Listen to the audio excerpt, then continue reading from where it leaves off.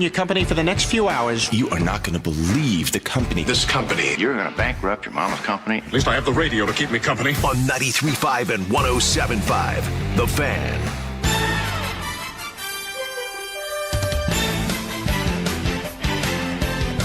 Pacers can take the lead. 1 minute gone, fourth quarter.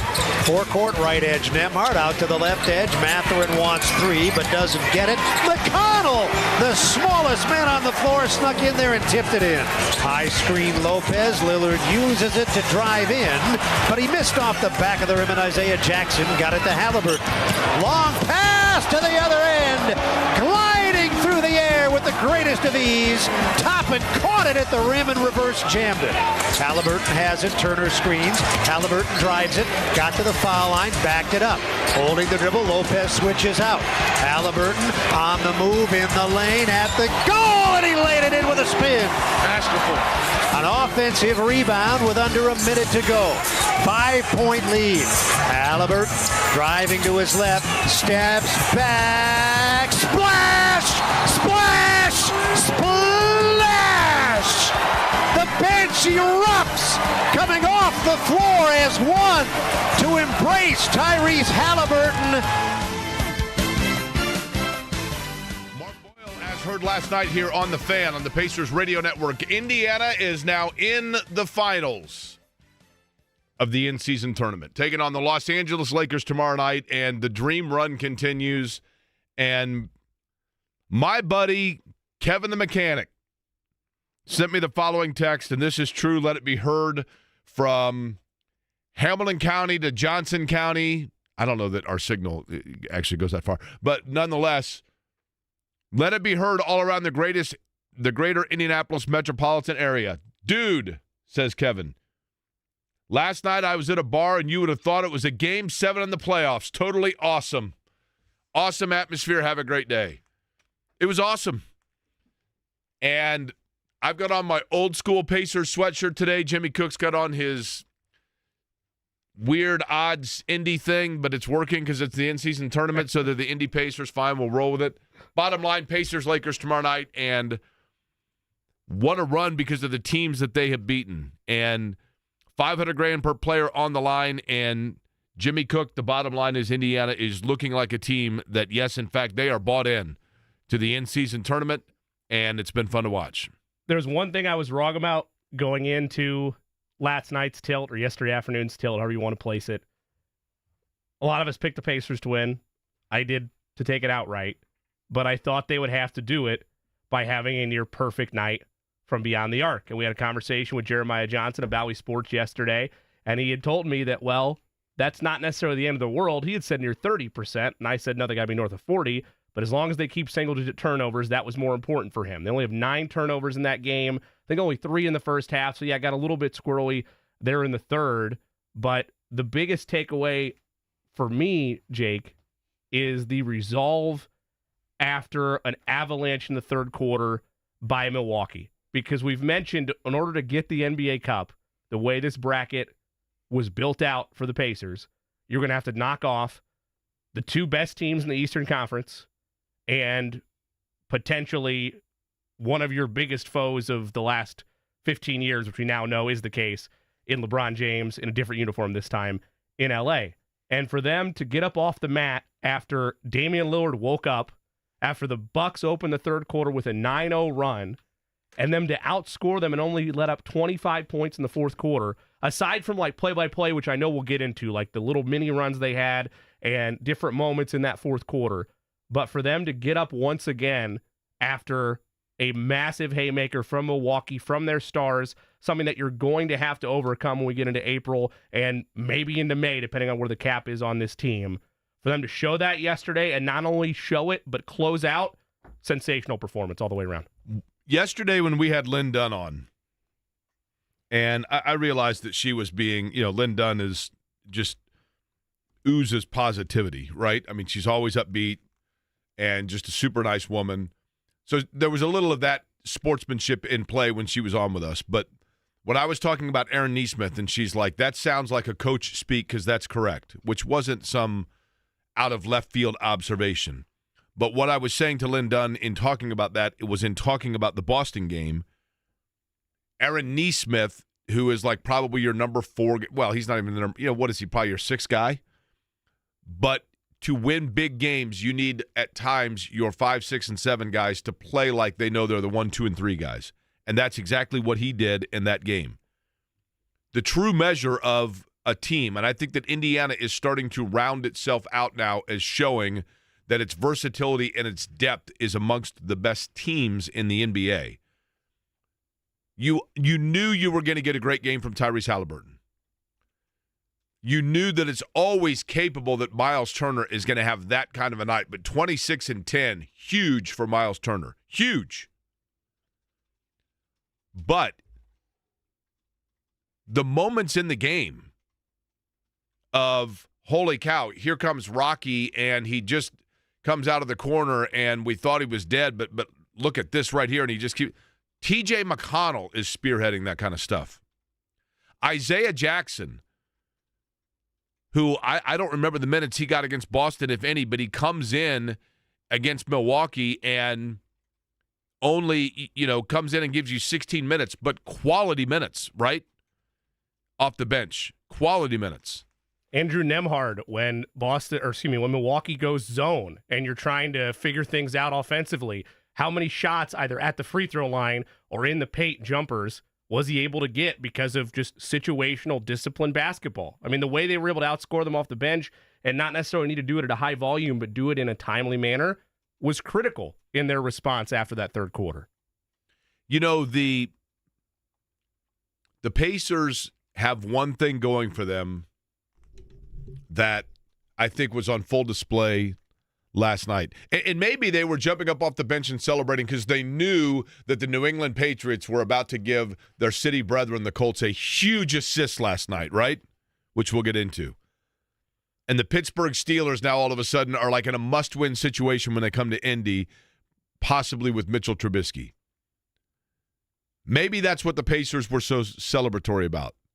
But I have mentioned this before. And by the way, good afternoon to you. My name is Jake Query. That is Jimmy Cook. Eddie Garrison here as well. It is Query & Company on this Victory Friday. We're decked out in blue and gold. Deck the halls with blue and gold because the Pacers are in the in-season tournament finals. I have mentioned this before, but I'm going to go back to it. If you have kids,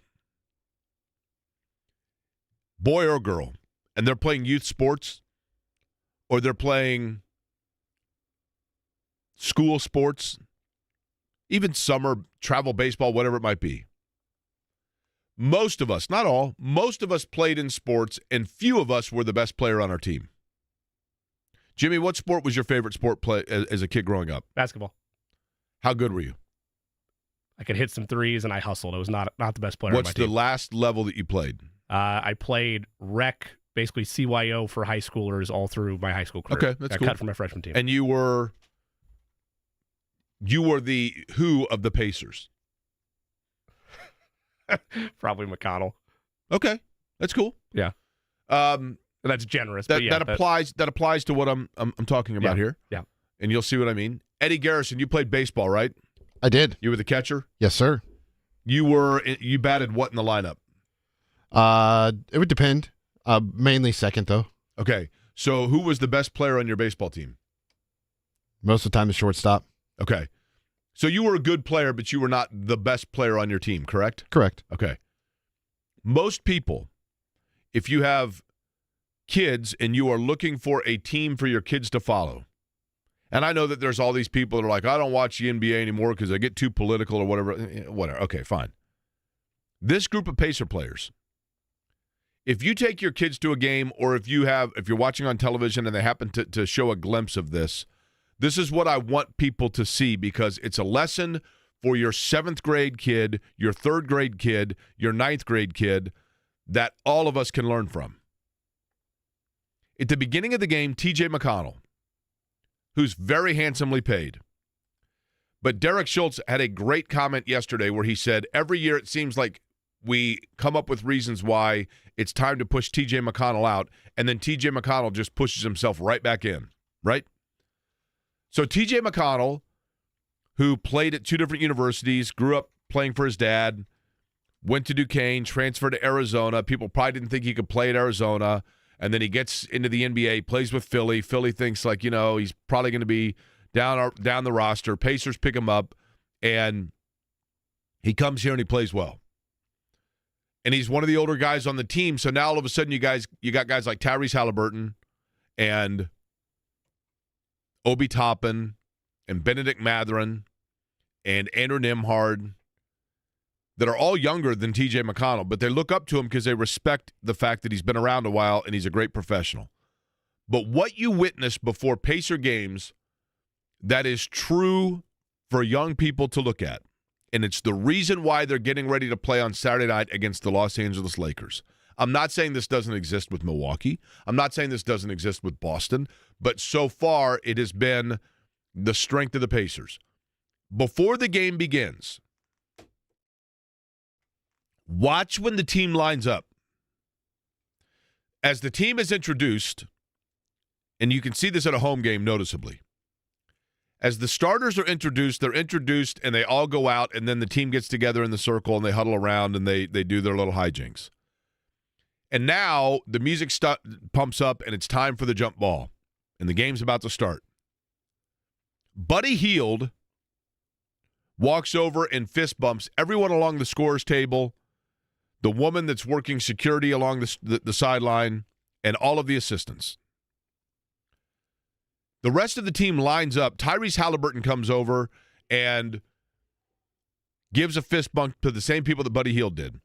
And then the team lines up, and the starters go one by one with TJ McConnell at the front of the line, and they have TJ McConnell has a unified handshake and little dance that he does that's different for each starter. Every player on the team has their own respective one that they do with TJ McConnell, and the rest of the team lines up behind them, and they all shake each other's hands and give a chest bump before they go out there.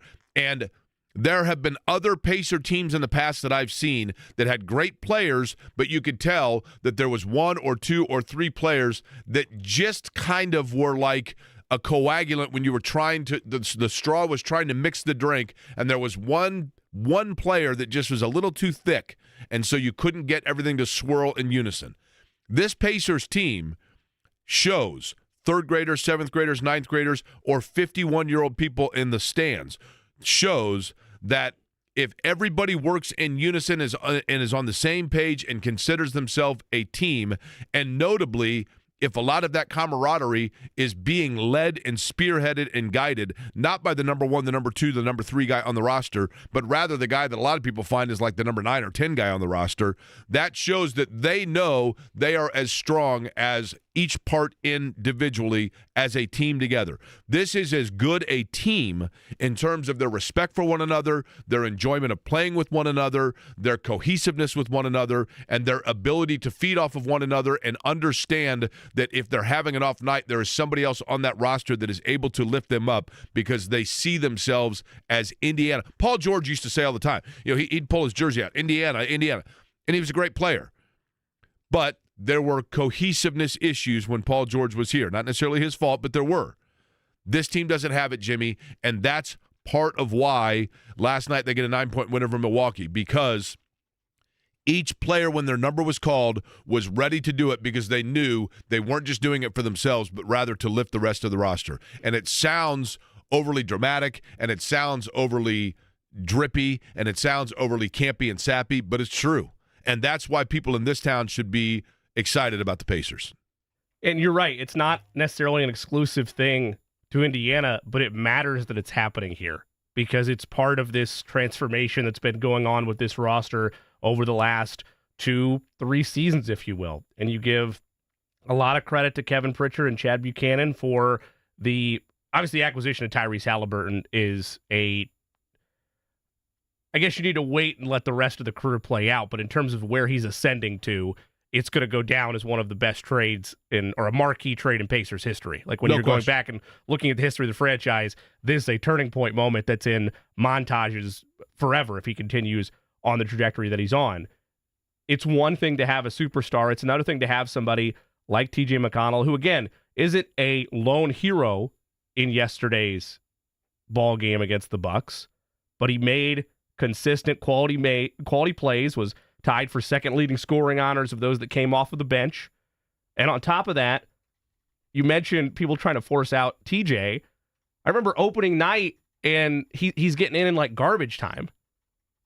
And it looks like, okay, is this the point in his career where he's transitioning to maybe the final year or two of being in the NBA, and then maybe if he still wants to do this, which I think, and I'm not the first one to say this, he would make an excellent assistant or coach within some system if that's something he wants to do because of his knowledge of the game.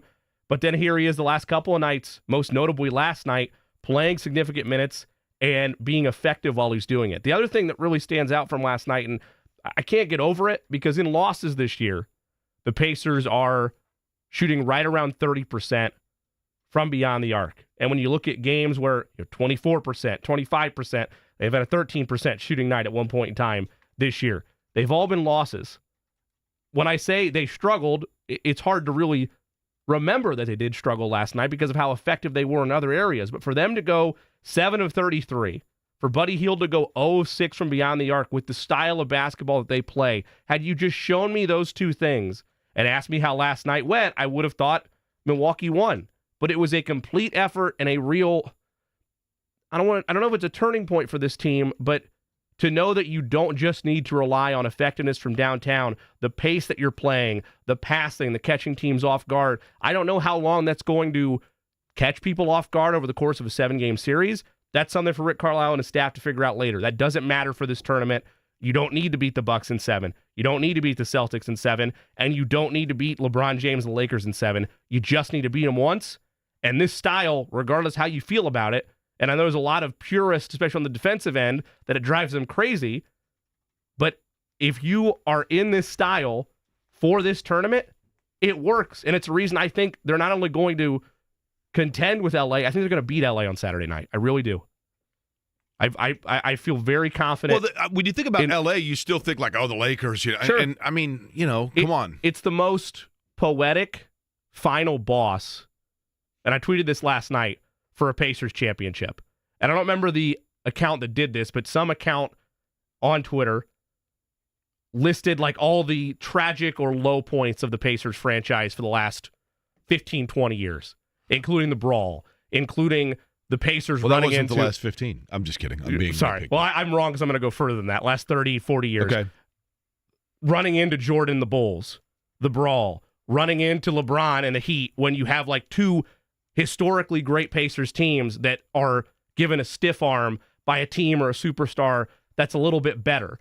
To have that villain return when, regardless of how you feel about the NBA Cup, this is an opportunity to win something that has never been had before, that's not going away. The NBA is going to keep this thing, and it's going to continue to grow.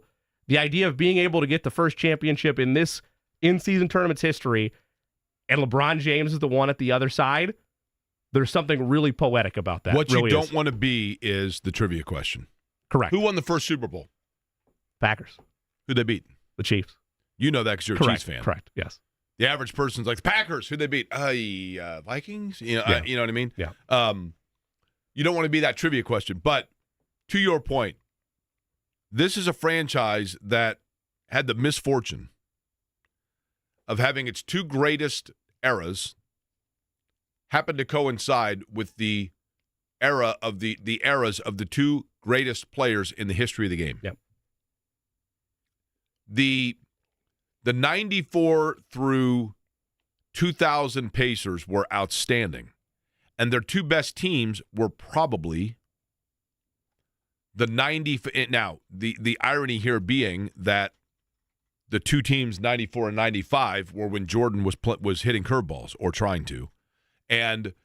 But Olajuwon was a special player. I know they didn't go up against him. But in 94 and 95, you had the Pacers were still kind of feeling their way through, but they also went up against, lest we forget, Shaq, right? Yes. And it was a rising Shaq, but still he was an unstoppable and unmovable force in 95, as he was learning his way in. And then, of course, they saw peak Shaq in 2000, which was literally unstoppable.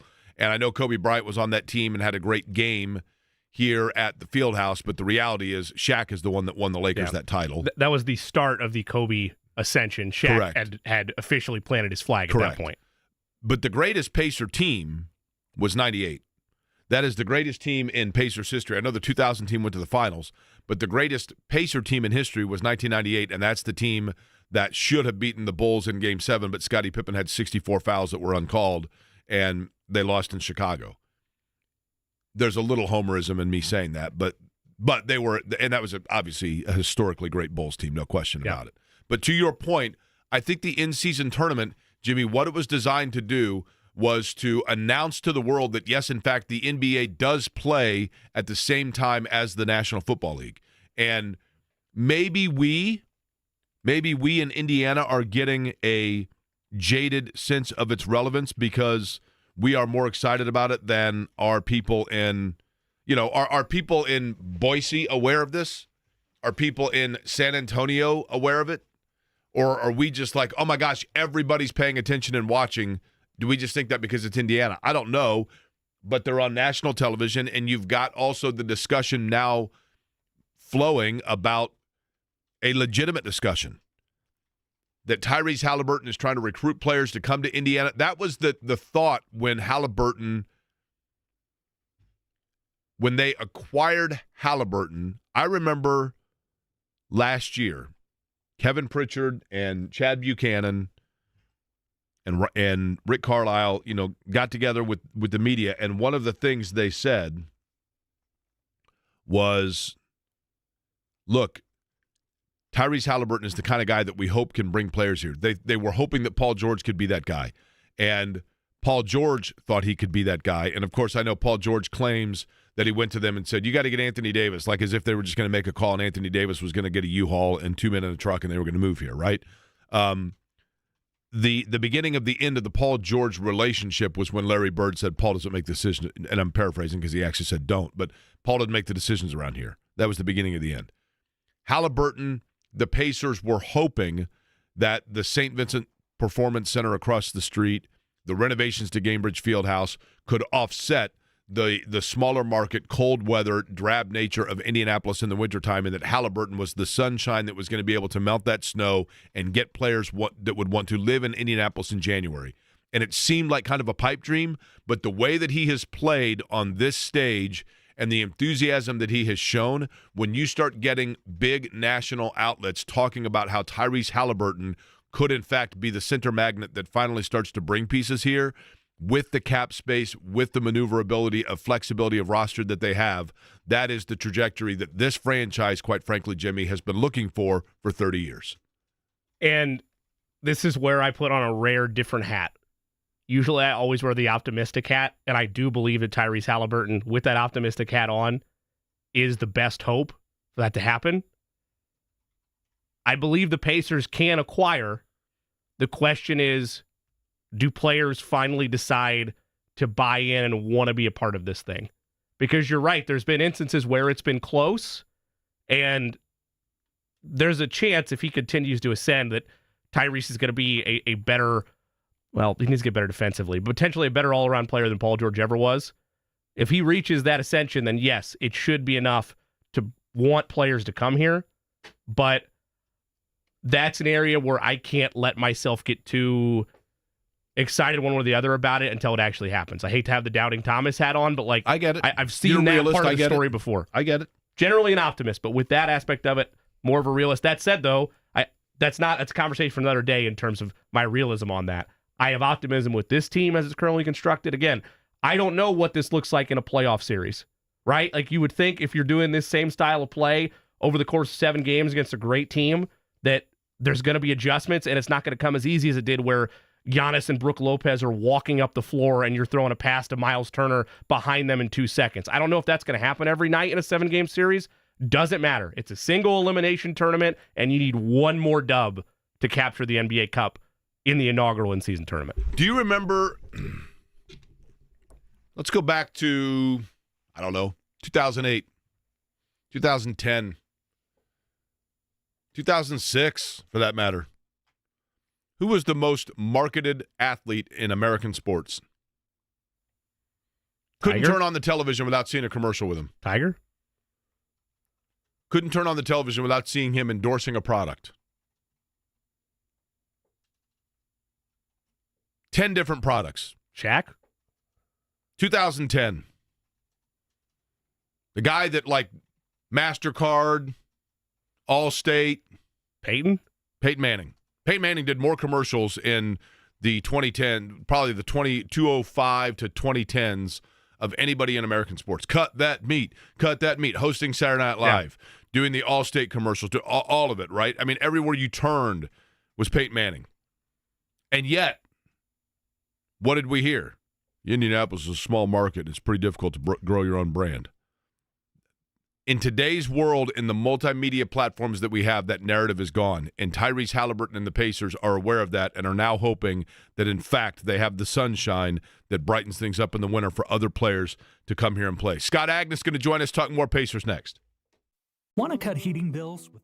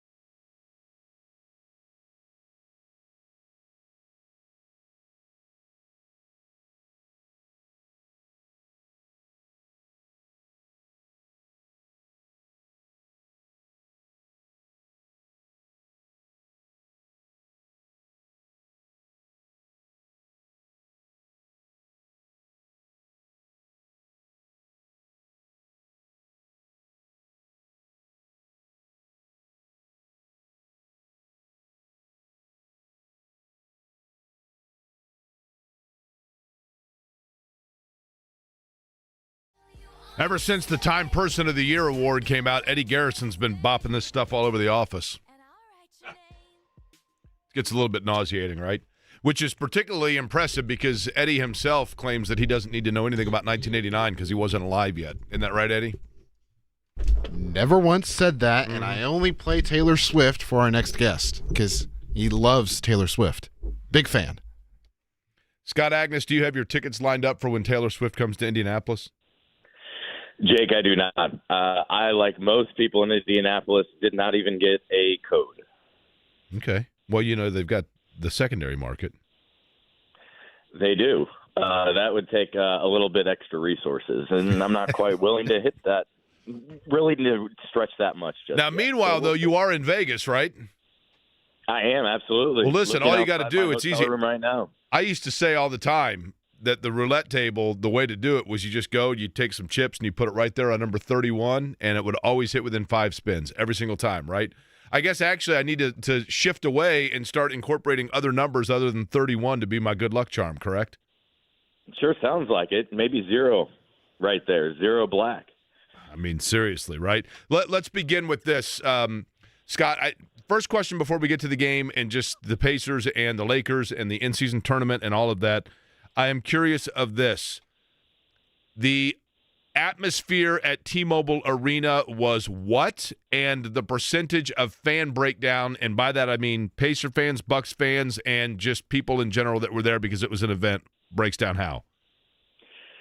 Yeah, so I will say the turnout of fans for the first game was better than I was expecting. I mean, remember, out here is a 2:13 Pacific time start, so middle of the day. And I would estimate it was over 90% full once you got going into the game. It started at probably 80% and stretched out to 90%. In terms of breakdown of fans, that's going to be very difficult. I think there were more – it sounded like there were more Bucks fans than Pacer fans. The environment in terms of, like, high stakes and how – basically all you had was fans reacting to big moments. Dame hits a big shot. Tyrese has a step back they have not seen before. Outside of that, it was just constant music playing in the arena. And much like at Laker games, for example, it was theater lighting. So you couldn't see past the benches. That's in large part why I couldn't provide a real breakdown of how many Pacer fans and such.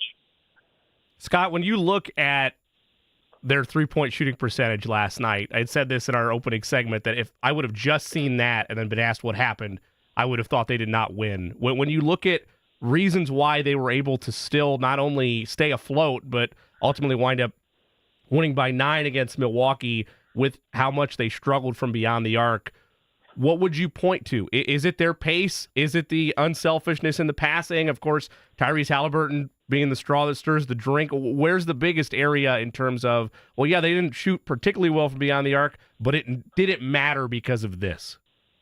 Yeah, so what I thought it was they did enough to stay around, not get deep in a hole or anything like that. And so then you go into that fourth quarter, you're only down by 3, and here's where it changed. Rebounding and second chance opportunities. This team's not good at rebounding. Hasn't probably been on my entire decade plus on the beat. They just have never been good at rebounding. But this team had 8 offensive rebounds, leading to 13 second chance points. And I go back to that big stretch where we all remember Tyrese's step back that kind of sealed the win. What happened on the 2 previous possessions? Miss, follow-up tip-in. Miss, follow-up dunk. So right there, back-to-back second-chance opportunities. And Tyrese's was after a miss as well. That's what changed the game.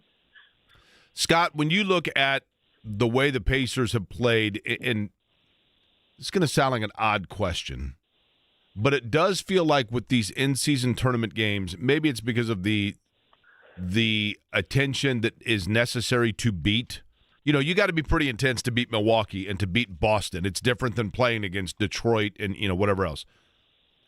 Are they just simply extra incentivized for these games, or are we noticing the elevation of play that is there anyway, but it seems now magnified because these games, quote-unquote, mean something? No, I think everybody is upping their level here. You can feel the tension, even kind of in pregame interviews and things like that. Like, these feel different, which, by the way, is exactly the point in what Adam Silver is wanting in this new concept that has been in discussion for more than 10 years, and they finally kind of got it off the ground this year.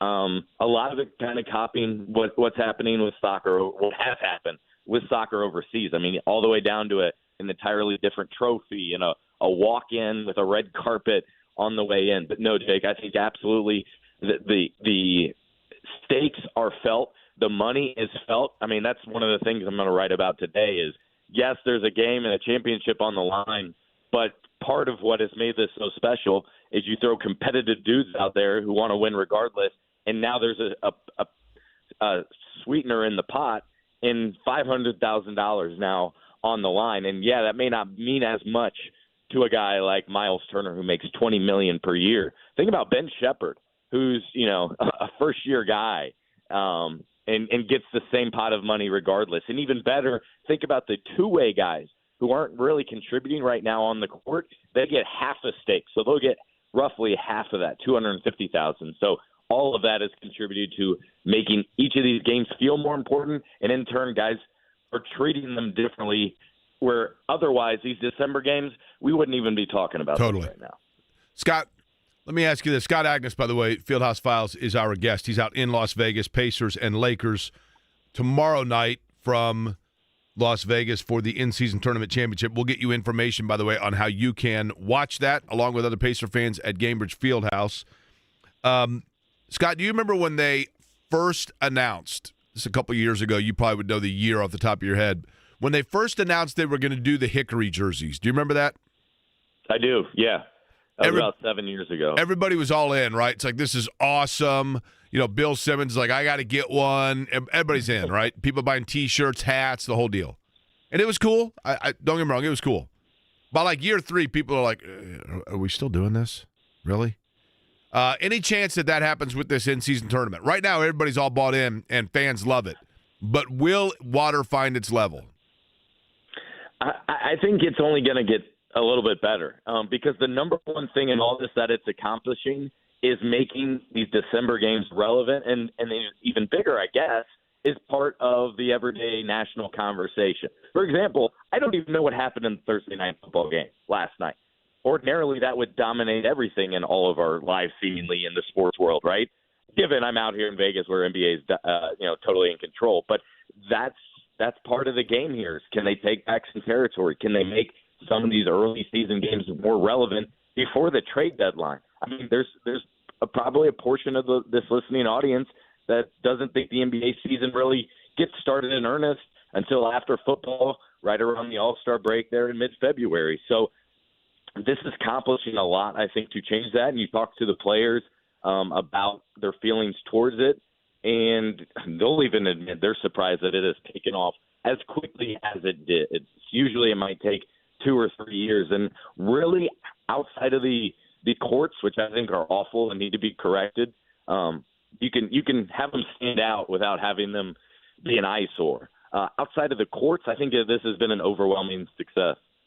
Scott, have you seen the movie Big Daddy with Adam Sandler? Yes, I actually have. There's a scene in the movie, they're going to get breakfast at McDonald's, and the little kid that Adam Sandler is carrying wets himself and all over Adam Sandler's sweatshirt and all over the kid's leg. I don't know if you recall that scene. But that was last night's Thursday Night Football with the Pittsburgh Steelers. So there you go. There's exactly what happened last night in Thursday Night Football. You're all caught up. Last night, the Patriots were the Big Daddy, and the little kid that wet himself was the Pittsburgh Steelers. Unfortunately, on the other side, in the second game, which I wasn't able to watch because I was writing, the Lakers seemingly did that to the Pelicans in the second half and won by 30. Zion Williamson said that he didn't that he regretted and apologized for the fact that he just didn't have enough energy. No excuse for that one, man. They're out here for 2 days and have nothing to do but rest, relax, and get prepared for that game. But it's Vegas, man. I mean, is it really? Do you relax in Vegas? I guess you can go to the pools, right? What's the temperature out there right now? Probably low 60s. Yeah, see? So, I guess, you're not hanging around the pools. Maybe the spa area? I don't know. Might be late nights at the buffet for Zion, though. You know what I mean? You never know. Yeah, no, it was funny in his question I go back to a couple of days ago, Jake, when he was every player that went to the podium was basically kind of asked, how would you treat the championship? Like how, what is too much maybe to celebrate this championship? Do you hang a banner in your arena, stuff like that? Well, Zion and Brandon Ingram were kind of asked about it, and Zion got the biggest boyish, childish face, or smile on his face, rather, where he was clearly thinking about going out and partying, and his face said it all. So there you go. Scott Agness of Fieldhouse Files is our guest. Scott, we highlighted it yesterday, but since you were out there, I want to get your perspective on it. We know how big he was defensively against Boston, but how big defensively was Aaron Nesmith in this game, especially late, drawing that matchup against Damian Lillard very often? I know Dame got hot in the third quarter, but was able to stymie that a little bit down the stretch. How big was he there? How important is he on Saturday? Yeah, huge. I mean, it's funny. I got a text from a national reporter during the game being like, man, Aaron Nesmith's like the perfect guy. I want 117 of him on my team because he's a guy that doesn't do anything amazing. He's not perfect in any way, but he does everything solid. He's all about the team, and you're right. I mean, I would guess his chest and arms and everything are sore from the amount of blows that he was absorbing from Giannis because especially seeing him up close, and we had way better seats here for the game yesterday, is you see those head-to-head battles and the constant pressure applied. I thought Aaron did about as well as you could in those matchups. I thought Benedict Mathurin had some spots. I mean, that one was a clear mismatch. I thought he hung in enough. And then Nembhard's the next big question because if you don't have him, that's a tough loss. And remember, he hit the big shot to beat the Lakers last year to kind of highlight his rookie season. It appears he suffered a hyperextended right knee. We don't know just yet for sure, but I would imagine they're getting tests done right now leading up to practice. But those guys are your defensive stoppers, so you definitely need them coming up tomorrow. Scott Agness is our guest. He's out in Las Vegas from Fieldhouse Files. When you look at what Rick Carlisle's done, and I'll give him a lot of credit here because I think it's one thing to have depth of being able to plug guys in. Isaiah Jackson comes to mind, or T.J. McConnell, to be able to come in and give you really good quality minutes in key moments. The thing that I think is a challenge is keeping guys like that invested to the point where they are ready to go and they go in there without any chip at all when they might go a game without playing and then another game have to go out and play 16 minutes. What do you think has Rick Carlisle himself maybe even matured as a coach, which is odd to say for a guy with his experience. But do you think maybe he learned some things from the way some of his star players towards the end might have felt in Dallas? Yeah, I think to that latter point, I'm sure that has absolutely affected the way in which he's gone about treating and helping and bringing along Tyrese in comparison to what he did with Luka, where, talking to some of my Dallas media friends down here, they're like, oh, no, there was no relationship. It was awful. It did not go over well. Why would you leave Luka if it wasn't bad, right? So I'm sure that helped inform him more specifically with a guy now like Tyrese who is just taking off. And what a leap for Carlisle to be able to go from Luka to Tyrese. But in terms of the depth, I think that's because that's worked out well and guys not getting hot and bothered about a lot, because it's a collection of guys that haven't done anything just yet, and they're all kind of motivated and inspired towards the same end goal. Like, you look at this roster, I think Miles Turner's the only guy that has played in a playoff game amongst this group. I guess Nesmith might have had a minor role with Boston.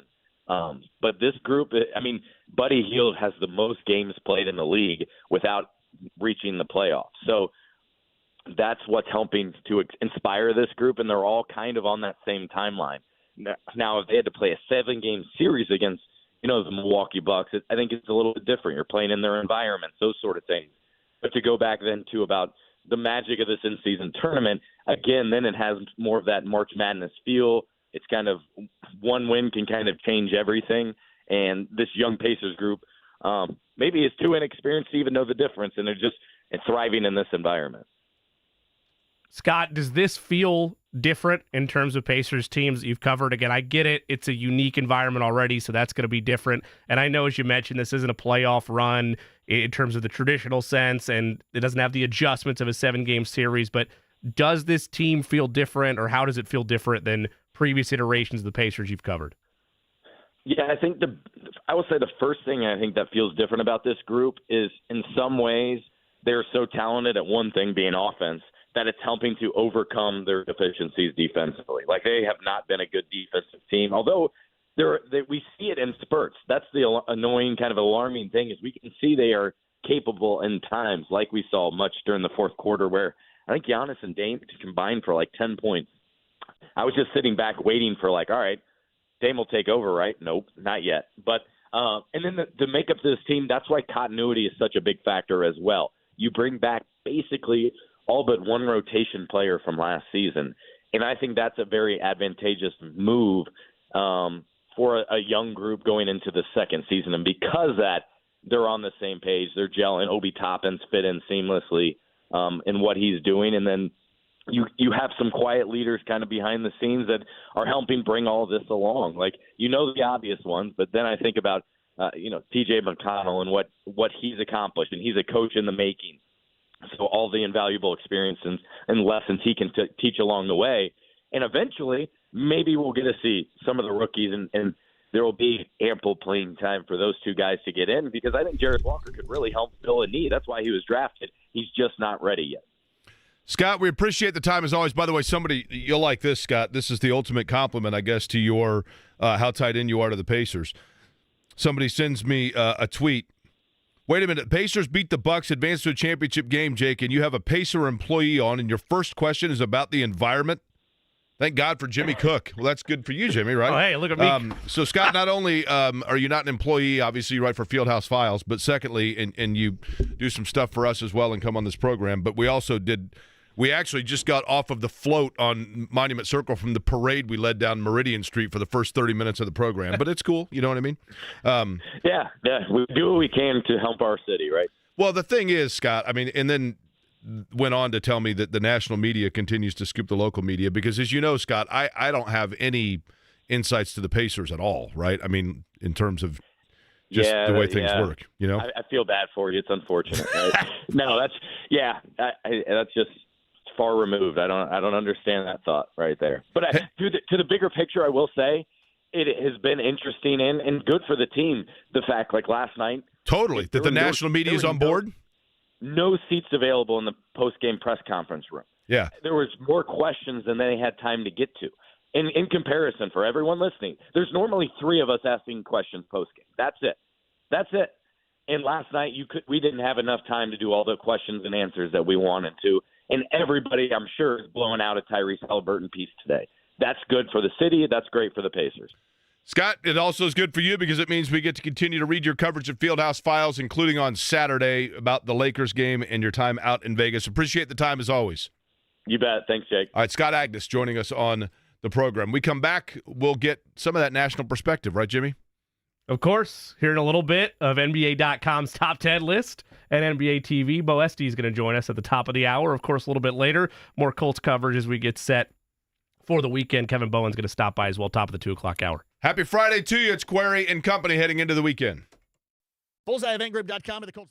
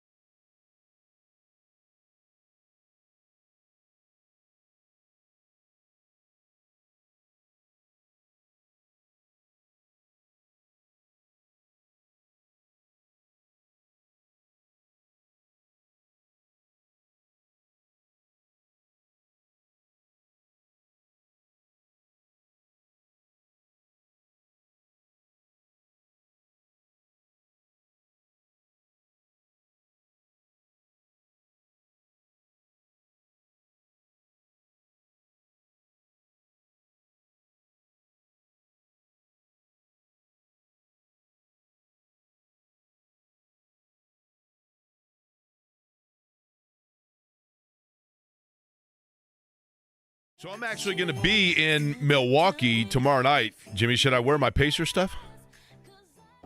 Yes. I wore, in the summer of 94 when I interned in New York City, I wore a Pacers t-shirt literally I think actually the same t-shirt every day. Every day in New York City. And that was during the Pacers-Knicks the Eastern Conference Finals. I think you should wear a Pacers shirt and then while walking around, keep looking at your wrist and ask Milwaukeeans for the time. I think that's what you should do personally. Hey, what time's tip? You guys know? Listen, I know that you're on a big lake here, but the bottom line is there's another team playing the Lakers because it's the in-season tournament finale tonight, the championship for the NBA Cup. Are you watching? Of course, if I was a Bucks fan, I'd probably say, we won a pretty big one recently, right? They can hang their hat on the Larry O'Brien trophy and be just fine. But still. That said, massive win. And coming up here in a minute, we're going to talk with Beau Estes of NBA.com and NBA TV. And he had an interesting tweet that I don't want to get Beau into hot water out of the gate because he's fascinated and loves Tyrese Haliburton and this team as much as anybody. But he called out both the Pacers and the Lakers in terms of the style of play that they have. Are either of these teams likely to be in the finals in June? And I get it, that's a big leap from just making the playoffs. And he said he doesn't think so, and he's probably right, but it might not be for all the same reasons we think. And for the Pacers, as we localize it, stylistically, we will find out in the coming months as they continue after Saturday back to their regular season goals of if this style of play is sustainable over a 7-game series. But again, I can't stress it enough. It does not matter on Saturday. All you have to do on Saturday is do something you've done before in a 1-game sample size. That's beat LeBron James. Jimmy, every year during the Indy 500, there's a team that qualifies well, starts in the front row, and then as soon as the race starts, they drop like a rock into like the 15th spot on the grid. And the reason why is because there are two ways to set up your race car. One is to set it up for qualifying, meaning that your aerodynamic on it is designed for with no other cars around you creating air all around you. The other is to set up your car to be able to handle all of the wind and turbulation that comes with 32 other cars around you. The second one makes it more difficult to be fast. But if you are able to control your car in those conditions, you have a very good race car, right? Two different ways. The Pacers right now have absolutely figured out their qualifying format. What they've got to do now, and I'm talking about being able to defend, what they've got to do now is be able to figure out how to run that car in traffic when you've got other people on the floor that you also have to stop. And once they find that out, then they've already shown that they have the speed to be in the front 3 rows. Question is, are they going to be able to find out everything else to maintain that over the course long-term in the race? Beau Estes is going to join us next. If you're struggling with opioids, you are not.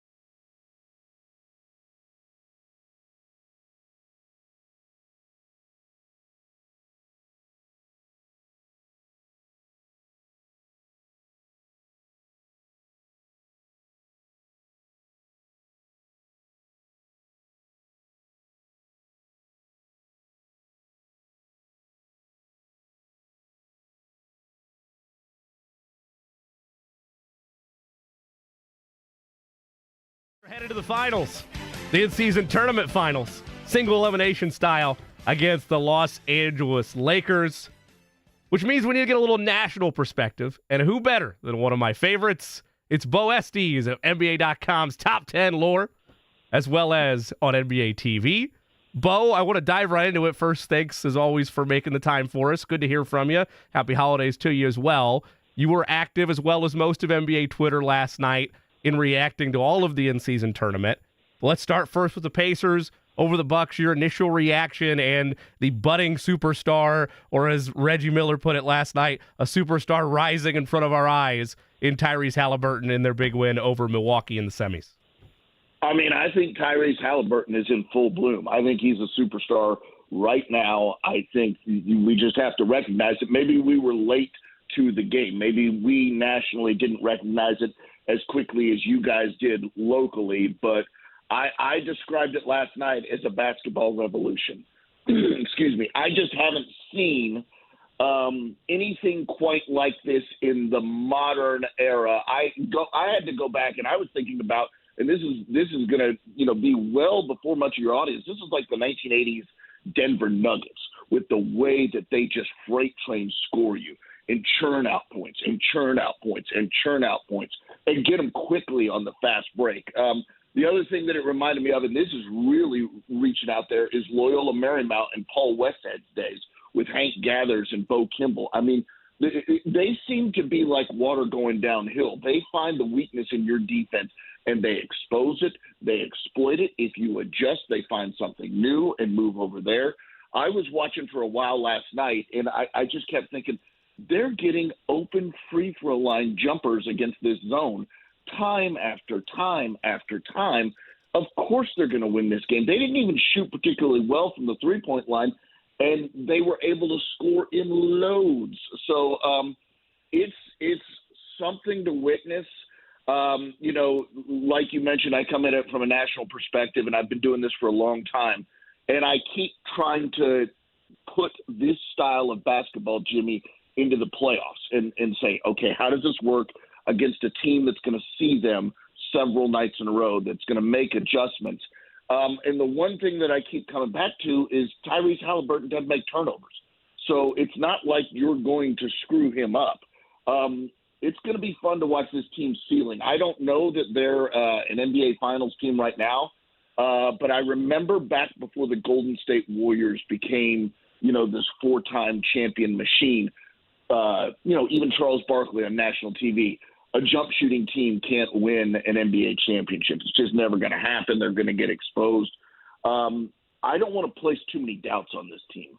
I think they're that good, and with Tyrese Haliburton at the head of the snake, Lord knows a lot can happen with this squad. Now, first off, Beau, let's not sell short Jeff Fryer either on those Loyola Marymount teams. I mean, come on. You got to have the guy that just stands there and hits shots, right? And then gets Quinn Buckner laughing from the Long Beach Arena. I mean, let's be fair. You know what? Well, first of all, I feel seen. Thank you for recognizing what I'm trying to reference here. I appreciate it. But literally, that's what I was dialing back to last night. I was like, totally. Where have I get it. Before? It's something like that. And, but here's the thing. That Loyola team, for those listening that aren't sure of the reference, the Beau, Kimball, Hank Gathers, Jeff Fryer was their shooter, but they just played this wide-open style that took the NCAA tournament by storm. Hank Gathers, of course, unfortunately passed, but then in the tournament, they just scored a gabillion points, and then they went up against Vegas, and they kind of got beat at their own game, but Vegas was able to ramp up a little defensively on them with Stacey Augmon. The same thing of those Denver Nuggets teams when you've got like Fat Lever and I think probably Alex English late in his career. Yep. They're scoring a gabillion points, Beau, but what became the Achilles for those teams was defensively. So question is, clearly Indiana needs to tighten the screws defensively. But when you do that, do you run the risk in, as a result, dropping yourself one cylinder down on offense and thus taking away what makes you unique? I think you do. I really think you do. And I think, you've got a wonderful coach in Rick Carlisle who's going to have to gauge that perfectly and really adjust the dial. But look, anybody who's watched NBA playoff basketball knows it's a different thing than regular season basketball. It's slower. They allow more physicality. For your, fans who have been watching NBA basketball for years and years, and even dating back to the 90s, it's not quite as physical, the defense, as it used to be. And by not quite as, I mean not nearly as physical. So they allow less physicality, but in the playoffs, it gets tougher. So I see teams go through an adjustment. Even those Golden State Warriors had to get beat a couple times in the playoffs to learn how to really ratchet it up. And I would expect that would be true of Indiana. But as I pointed out last night, it's such a different approach to basketball. And you've got such a uniquely gifted player at point guard in Haliburton who just doesn't seem to make mistakes. That who knows? I mean, it's almost like a wild card bet that we can't tell you if maybe this team can make a deep run in the playoffs. And the other side of this is I think it's a wonderful thing that this in-season tournament has happened because it's a national introduction to this team. We've been following this story. We see the stats, we see the numbers. It's, we're into December, and neither Indiana nor an Indiana opponent has scored less than 100 points in a game this year. That's just bizarre. I mean, just that number alone is crazy to me, but that's the way they're going, and that's the way they approach basketball. So, buckle up for the ride. And the other thing I pointed out last night is I'm good friends with the people who pick the games on national TV. If they win this game against the Lakers tomorrow and it's wildly entertaining, they could be a flex game later in the season. People may start to really want to see nationally this Indiana Pacers ball club because they're so fun to watch. They're just a joy. Haliburton's shot, Beau Estes is our guest from NBA.com and NBA TV. Haliburton's shot is so unique, obviously, because of the low presentation initially when he's shooting, right? He doesn't have the Reggie Miller form of like the high above-the-head flick of the wrist. Yep. For that reason, he needs to create space for himself because it does take him perhaps a little bit longer to set his shot. Right now, he has the foot quickness and the dribble quickness to get himself that space. Is he going to have to our defense is going to figure out how to counter that, especially like with a double or whatever else, where he is going to have to figure out how to get a quicker release, or is his foot quickness such that it offsets it for him permanently? Well, it's not Jimmy Chitwood, right? It's not a perfect classic form. The one thing I think he has going for him is he's 6'5", and he's often guarded by people that are a little bit smaller than him. I know switches happen and everything else. It is bizarre. Every time I see it, I think, gosh, that doesn't seem like it should work, but it does. Again, it's a good question for now, but it's a better question for the playoffs when the grind gets a little tougher, when people work a little bit harder through picks, when they allow people to work a little bit harder through picks. I think that's when it gets challenging. But, I think he can make it when it's reasonably well guarded. But there is a hitch in it, and it takes just an extra half beat longer, and it allows defenses to recover. I saw, him in an interview the other night, and coaches at first wanted to change it, and then they just saw it going in and going in and going in, and they left it alone. I don't think that shot will change much throughout the course of his career because it's successful enough. And he, again, going back to the original point, he's just taller than most of the point guards in the league. So he's got a little height advantage that allows him just an hair extra time. But it's not something that I would go teach somebody in basketball. It's just an odd looking shot. Beau Estes is our guest. You hear him on NBA.com's top 10 throughout the course of the NBA season and see him as well on NBA TV. This is weird because I'm going to become the official interviewer for one question because I want Jake to weigh in on this after Beau does. Beau, you and I have had this text exchange a little bit this week, and then you posted this tweet last night, which reads as follows. Tyrese Haliburton may produce the greatest Indiana Pacers season ever. Beau, from a national perspective, what makes you say that? And Jake, from the local angle, what would it take for that to be true? So I'll give you just my thought. I went back and looked at Reggie Miller's MVP voting, and I looked at, Pacers MVP voting, and I thought to myself, Tyrese Haliburton, if this run continues, well, look, I don't even want to say he could finish as high as second. He could win the darn thing. He really could. But, you imagine that Nikola Jokic is the favorite. He, Joel Embiid, and Giannis Antetokounmpo have sort of separated themselves from the rest of the players in the NBA the past couple of seasons, particularly when it comes to regular season performance. So I would start with that group of guys. Behind them, I put Tyrese Haliburton, and he is on the rise. So let's say he gets a second-place finish or a third-place finish in the MVP voting. I just will offer up that may be the single greatest season an Indiana Pacers player has ever put up. I'm not going back to ABA days. I didn't look that far back. But, since the three-point era, what else is out there? I'm not sure. It really does seem within the realm of possibility. Here's the thing, Beau, and I think we're kind of saying the same thing in two different languages. Reggie Miller was the face of this franchise and still is to a great extent because he helped break through this franchise finally from its ABA days into its NBA legitimacy. But he was never more than a third-team All-NBA player. Part of that is because of the depth of the position he played at the time he played it.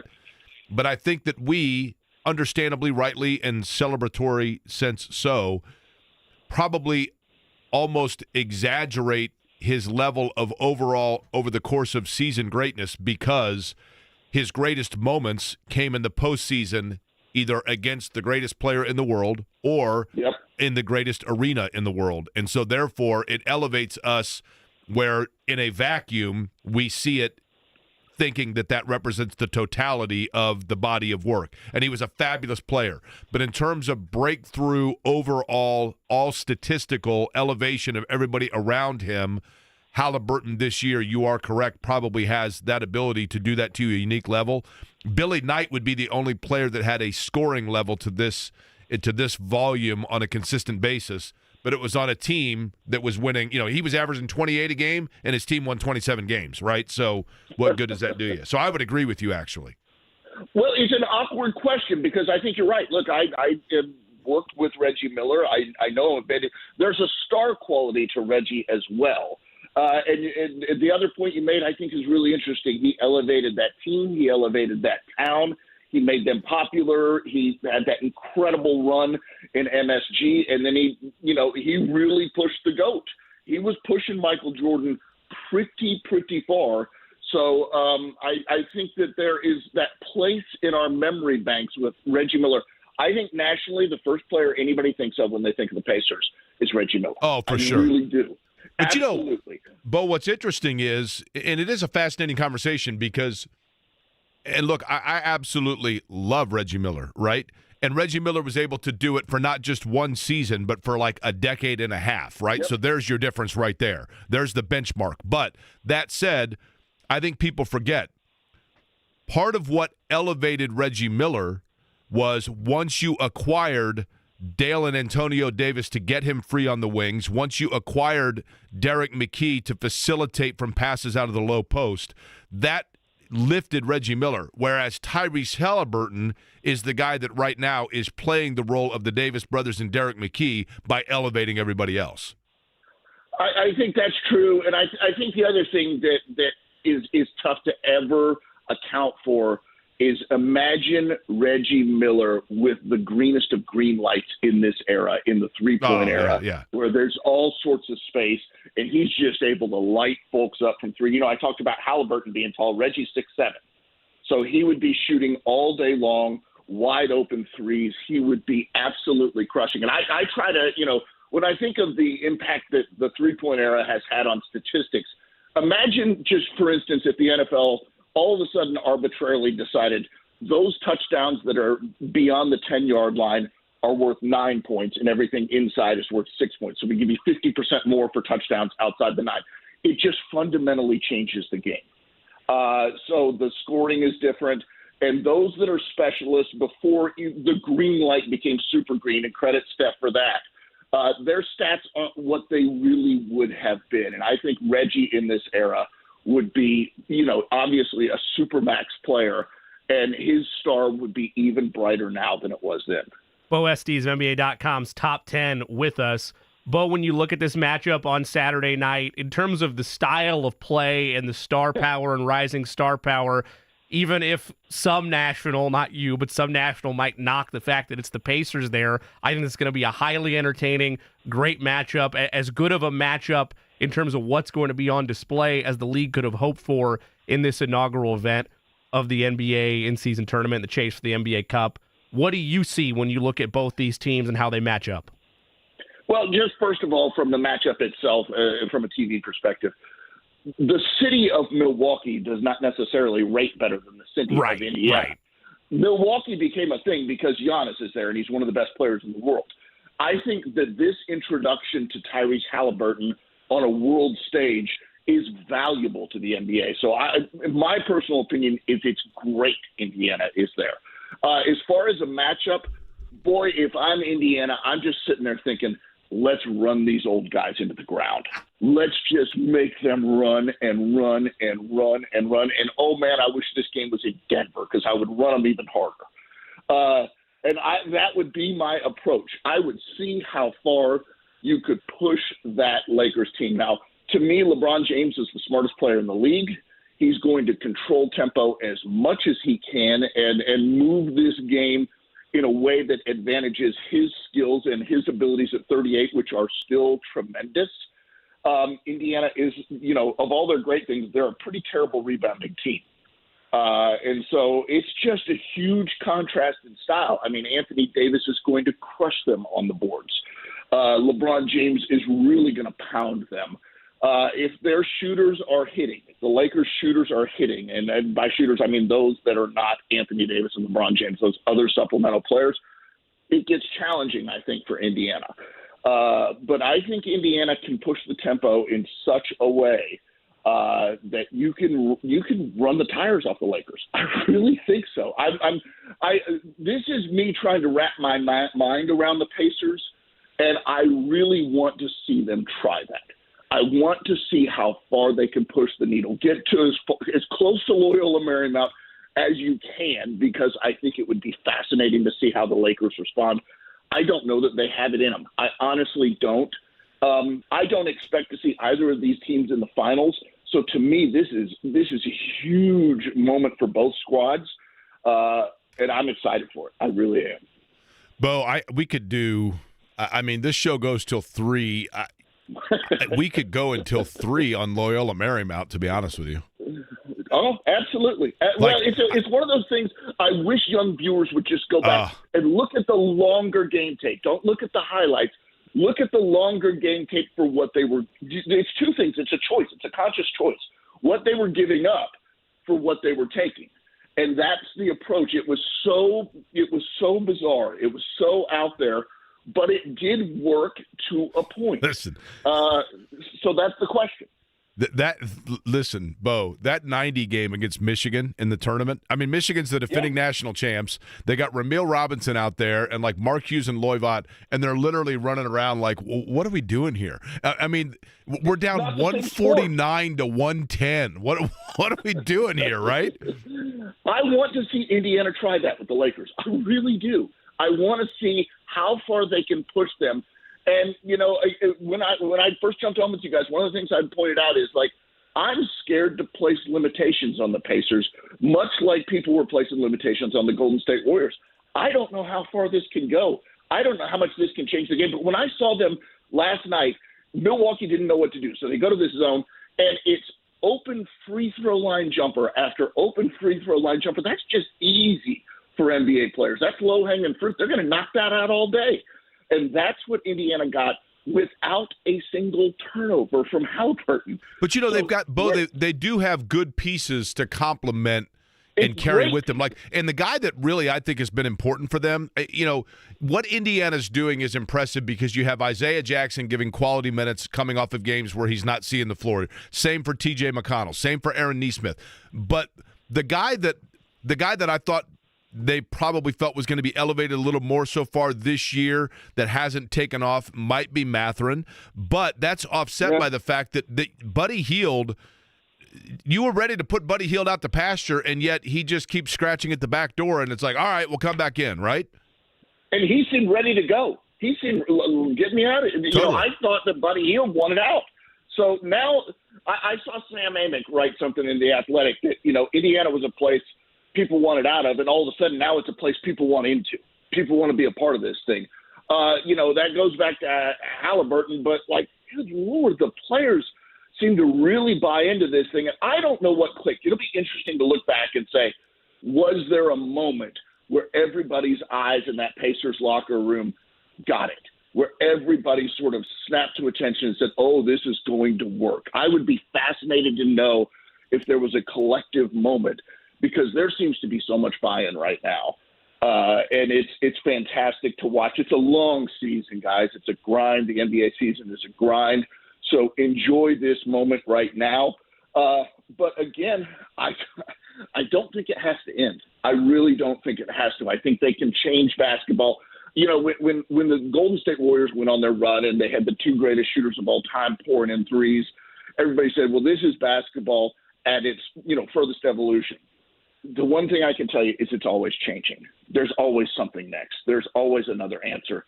And maybe, just maybe, these Indiana Pacers are that answer. Beau Estes, NBA.com, NBA.com's top 10. Beau, I know you touched on this a little bit earlier in the conversation, but just kind of to bring it back full circle after the NBA Cup, and let's just say for the sake of argument, the Pacers were able to capture it and they beat the Lakers and they hang a banner or whatever they decide to do with it. When you look at the rest of the year and when you look at a 7-game series, Jake put it very nicely in that you don't want to change too much because it might break what you're doing. Yep. But I don't know if it can last 7 games. Is there one thing you could point to right now that if you just modify this, it doesn't ruin the recipe, but it might put it to a new flavor where you're able to make a deep run in the playoffs if they're able to sustain and get there? Well, just the one thing that when you look at their stats and they're all so impressive, and then you look at that rebounding and you say, well, I know that in the playoffs things are going to slow down, at least for one side. Maybe Indiana keeps their foot on the gas the whole time, but on one side it's going to slow down. So if you could somehow find a way to get more rebounds, to get yourself at, you know, you're the worst in the NBA basically at rebound. They're one of the worst, and you know, if you could just lift yourself up there a little bit and get critical rebounds and not give teams second chances, and maybe give yourself a few more second chances, I think that would be helpful.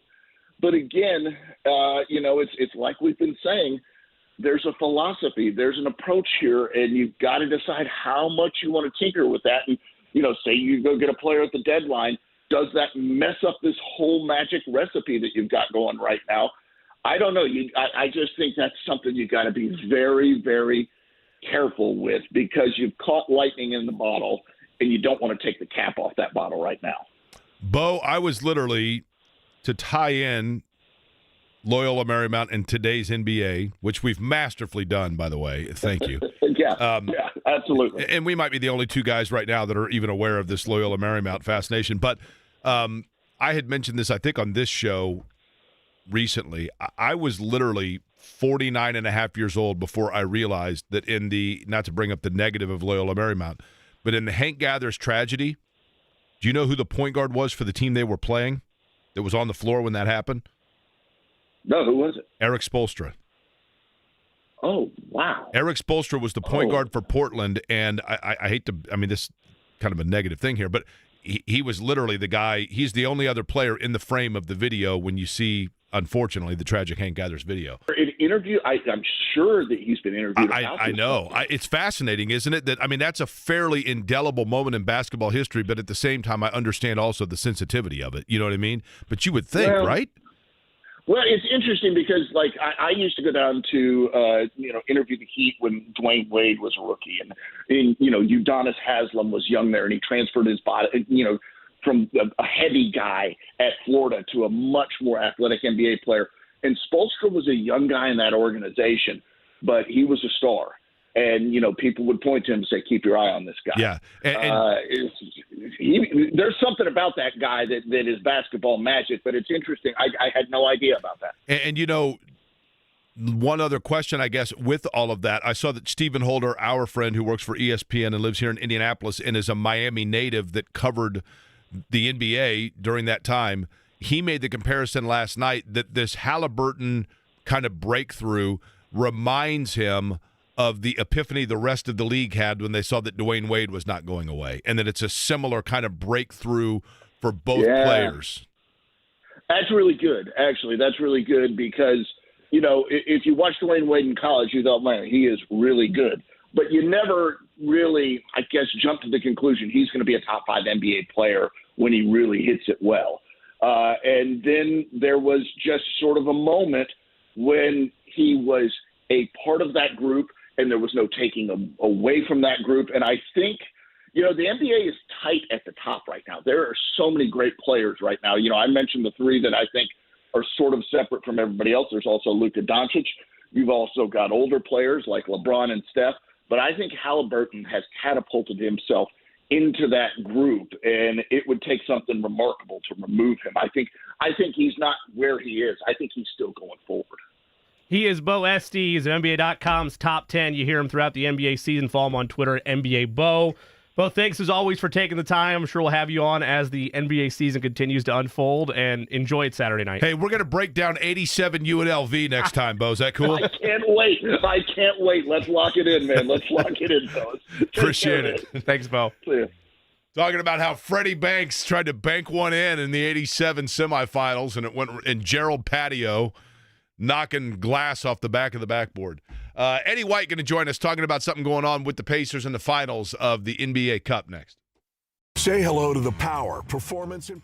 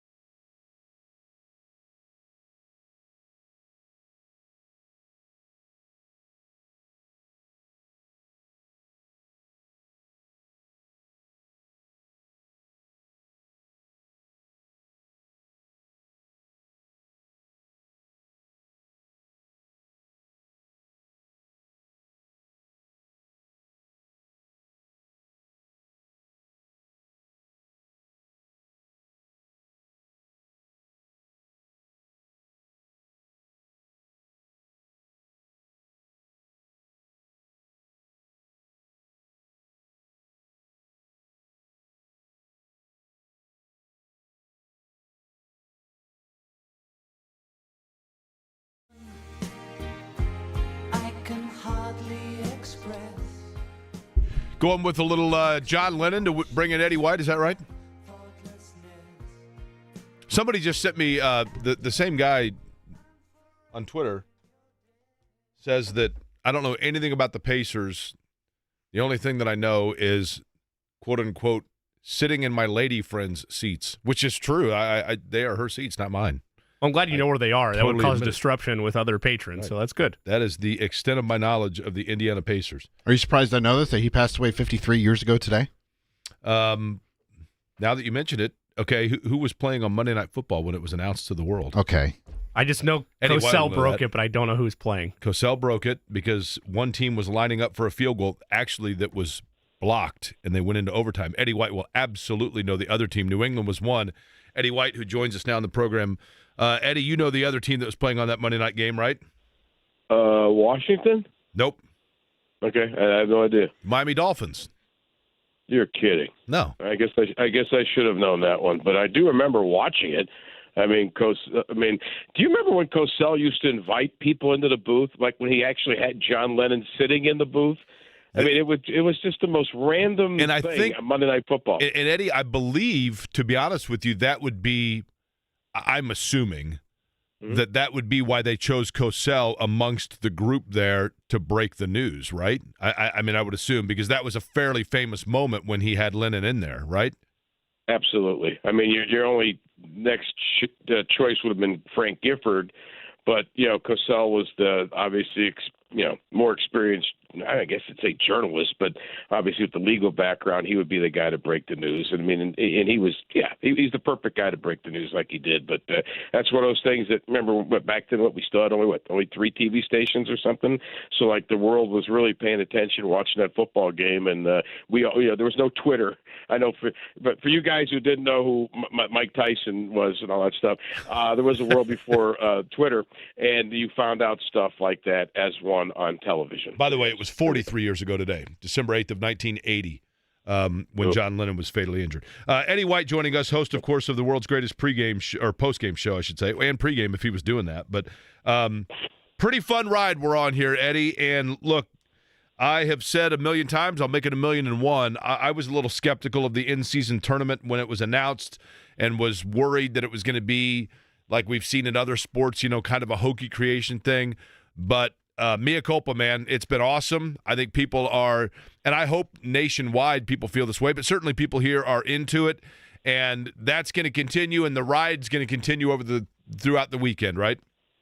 Yeah, absolutely. Before we get into that, you said something there, and I wanted to add to it. You are skeptical, cynical, like I am, and Mark Boyle. I think the three of us are the last 3 guys you'd want to be sitting next to, like as the Titanic was taking out of the harbor, because we're all going to be saying, hey, I think this is not going to work. We're going to be doomed here. And for us 3 cynical son of a guns to like, yeah, what is this? I don't know. What the heck? And then to see what it has become, I'm all in now. I mean, I think it's fantastic. And, last night during the World's Greatest Postgame Show, we announced that there's going to be this viewing party on Saturday night at Gamebridge. And lo and behold, it's free, free parking, free, whatever. But you had to go on and get a ticket so they know what's going on. It's gone. It's sold out. It's like, it's full. And so now they've opened up this deal called the Corona Bar Network, which sounds right up your alley. And so you go to Pacers.com/Corona, but places like Kilroy's and Brothers and District Tap, Ale Emporium, there's going to be extravaganzas going on there. So, you know what? You said something last week, or it might have been earlier this week. Maybe I think we beat Philadelphia or some of that. You were talking about it. We talked about the post-game show, that home game that we had here at Boston.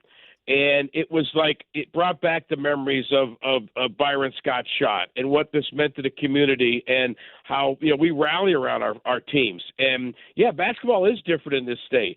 And that was in that building. I mean, you were really, really good. I know you probably didn't think you as eloquently as you did it, but you did it the way you were trying to describe what it was like being in that building when we beat Boston. And that's the feeling that was alive at MSA, and it was alive, during those really good teams we had in the early years here of Gamebridge, then Conseco.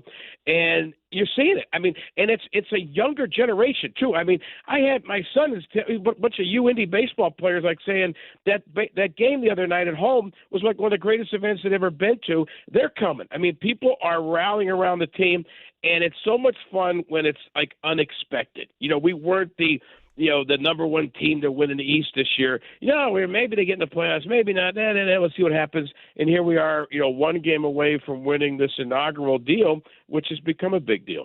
Now, Eddie, I've got a little, and I appreciate the kind words there because it was awesome. I mean, literally, like 3 different times during that game, I just kept thinking, this is December, right? And that's the whole idea of this tournament and that Boston environment and people honking horns after the game and mayhem outside and high-fiving. It was great. Strangers loving strangers, right? You had mentioned, now tell me the Corona thing again. It's called the Corona Bar Network. They can go to Pacers.com/Corona, and it's these Kilroy's, District Tap, Ale Emporium.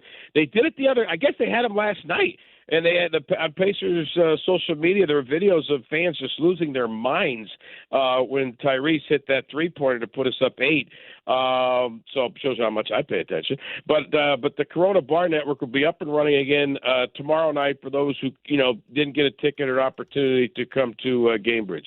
Now here's the thing: they need to get Buddy Hield to do ads encouraging people to go to gather for the Corona Bar Network. You know why? I'm buying in. Go ahead. Okay, because Buddy Hield, if I'm not mistaken, he's Haitian, correct? Is he a native of Haiti? You might be right. I know. Okay. I thought, is it Haiti or Bahamas? Or Bahamas. Is it Bahamas? Okay, either one. Sorry, Bahamas. Haiti's down by the Dominican Republic. The Bahamas works even better, though, because Bahamas works even better. Because in the Caribbean, a gathering of people is known as a lime. And nothing goes better with Corona than a lime, right? So let's just go ahead and get the gathering of people known as the lime in Buddy Hield's world to the Corona Bar Network. How do you know this stuff? I mean, does Shannon, does she drink heavily or something when she goes out to dinner with you? Corona, I mean, typically with a lime, which is also a gathering of Buddy Hield's friends. I mean, seriously, it's one thing to know, how to get from here to Attica, Indiana, which I had to do yesterday. But it's another thing to know that in the Bahamas or God knows where, a gathering is called a lime. What is the matter with you? Eddie, I don't know if you know this or not, but I've been an insomniac since 1980. Actually, 72, but yeah, So who's counting? Yeah. Every once in a while, these things. Listen, but back. I want to go back to the point here in terms of the rise of this team, okay? Yes. These games, obviously, they're bought in. I mean, there's no doubt. And I love the fact that the guy that seems to be the straw mixing the drink of the buy-in is Tyrese Haliburton. It starts there in the fact that I think he basically said, look, I was unheralded in Wisconsin. I wasn't on a big screen at Iowa State. And, I'm tired of losing, as he said. And here's the opportunity for him to finally break through. Sure, it's an in-season tournament, but he's bought in, and that has carried down throughout. Question is this because of this in-season tournament, or can they sustain this wave and this level and this breakthrough to carry through for the rest of the year? And I know that sounds crazy, but you get what I'm asking, right? I get what you're asking. I mean, you're obviously not saying, okay, they're undefeated in this thing. Could they go on? No. Right. No, but can they continue to rise? Yes. I think the bonus of this, Jake, and you do know basketball. Somebody that said you don't, they're out of their minds. This in-season deal has been a tremendous help to our team because they are so freaking young. I mean, to see these guys, whether it's the red carpet that they had yesterday, or just the increased media attention, or to see that yes, Stephen A. and Shaq are here. Holy mackerel, this is a big thing. Our guys have never been through that. You got guys who never played in a playoff game before, so they're getting like a taste of it. Knowing, I expect us to make the playoffs this year. I think you did too. Maybe we're in the play-in game, and you win that and you get in. Maybe we're 6. Who the hell knows? But the more experience you can get in dealing with these things that come with it, the extra media attention, the extra press conferences, just the extra crapola that goes on is great. So it's great for these guys to do that. And if you conquer it tomorrow and you win it, now there is a banner hanging up at Gamebridge, and rightfully so. But now you need to sustain it. You need to keep getting better. Number one, stay healthy. But this is just experience, and even if they would lose tomorrow, this was a phenomenal experience-building piece for this team because it's so freaking young. I mean, these guys, they are so – this team could be good, could be really, really good for years and years, and maybe we end up hanging a couple other banners up there. Eddie White of Pacers Sports and Entertainment and host of the world's greatest postgame show is our guest. Eddie, we asked our last guest, Beau Estes, and I asked Jake for this as well. I want to get your perspective on it. I don't think I'm putting the cart before the horse. I'm ready to dive in and get even more hyped about this season. If Tyrese Haliburton was to finish top 2 or maybe win the damn thing in terms of MVP award this year, is it the single greatest individual season in Pacers history? If he would win the MVP or finish in the top 2? Yes. Well, I don't think we ever had an NBA player name league MVP. So if he won the MVP, I'd say yes. We never had one. Because then you would assume if you're telling me, the question is this, he is either the MVP or finished in the top 2, that means that we certainly made the postseason, and we certainly won at least a series. Because I don't think you can be an MVP or finish top 2 if you didn't make the playoffs or you got beat in the play-in game. So I'm now assuming we're either in the Eastern Conference Finals or maybe one step short of that. And he had this remarkable season where he led the league in assists and yada, yada, yada. Then I would say yes. But, I'm kind of adding a little bit to the thing there. Is that the right answer or wrong answer? No, I think it's a fine answer. I'm mapping that out, yes, with those presumptive things. They're a 6-seed or better, and they're not in the play-in. They are maybe a step away from either a conference finals or the doorstep, yeah. You know what? I'm glad you asked the question, but what I like is something that, and I know a couple people caught it, but when he was interviewed last night after the game and they said, hey, this is unbelievable, he's getting this attention, his dad, his mom, it's all this stuff. This can be suffocating to a young player, okay? He's getting all this stuff. He said, this is your moment. He said, no. Yeah. No, this is our moment. That right there, that little thing told me, whoa, this kid's mature. Okay, we got a chance. Because so many young kids, athletes, their heads get big and it become, query-like, That's right. And this way here, this kid's mature to keep the feet on the ground. And, again, this is our moment. And I think he would say, hey, I don't give a crap about the MVP. Let's go win something. Let's go win the East. Let's go. First, let's make the playoffs. Let's win the East and see what the heck happens. But I tell you what, if the Pacers were a stock, I'd buy a lot of it because I think the future for years and years to come is going to be fantastic. And I could see Jake and I just sitting there in our limes. We each have a lime. We each have a group called limes. That's right. We're sitting there. Yeah, we're going to have a limes.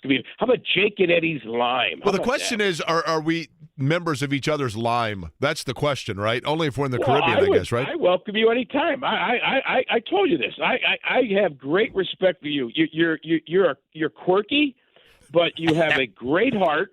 I'm so glad you got this gig. You have a lovely partner in life who's lovely, who puts up with you, which I don't know why. And no, because of the first things you said. That's why. These stupid trivia, goofy things that would drive me nuts. Really, I would have to have at least a bottle of wine and a cigar before we had dinner just to deal with your quirkiness. But I would deal with it because I enjoy your company. I believe, what, Eddie White, I could be wrong in this, but I believe that if Tyrese Haliburton, for example, could become a first-team All-NBA performer during his time with the Pacers, he would not only be the first Pacer to do that, I believe he would be only the third player in NBA history to have at some point been a first-team All-NBA performer and an Indiana Pacer. I take that back. Fourth. Paul George did it. Yeah. Chris Mullin did it. And George McGinnis did it. I think that's it, right? And I only say that, and if there's one I'm missing, I apologize. I only say that to point out just kind of the rarity of that event, and in particular for this franchise, and how people probably should be excited about the fact that here's a guy that's very young and he's locked in. And I think that's the bigger thing. He's locked in for years now. I agree. I agree. I love that first of all, the franchise obviously traded for him, but then they saw it up to, okay, we're investing in you. He's turned around and invested. I mean, there's something he's doing now, which he's doing a charity thing. He's putting together that is just unbelievable. This kid he wrote the big check for that. We had the come to our house dinner that you did a great job serving at. He wrote the big check for that, and he's doing other things. So he's invested in the community. The Pacers invested in him. The fans love him. It is magical. And we don't get this a lot. I mean, holy smokes, you and I, we were at MSA. We were bopping the horns. We remember Byron Scott hitting the shot. Some of the younger folks don't remember that. Those are glorious days. Those are memories, and this guy's helping us. Speaking of memories, I just got a text from some guy. Do you remember a guy named Derek Schultz? He just sent me a text saying a lime. Is that name familiar with you? Was that the little fella? Was he the guy? Is that the Oriole mascot, Schultz? Look, Derek? Derek is actually more familiar with, if you add to the end of that Rick, he's more familiar with Limerick because that's actually, that kind of thing, right? Oh, the leprechaun nature right. of it. That's right. I used to love those jingles that you guys had together. I mean, what was the pirate thing? I used to love your pirate thing.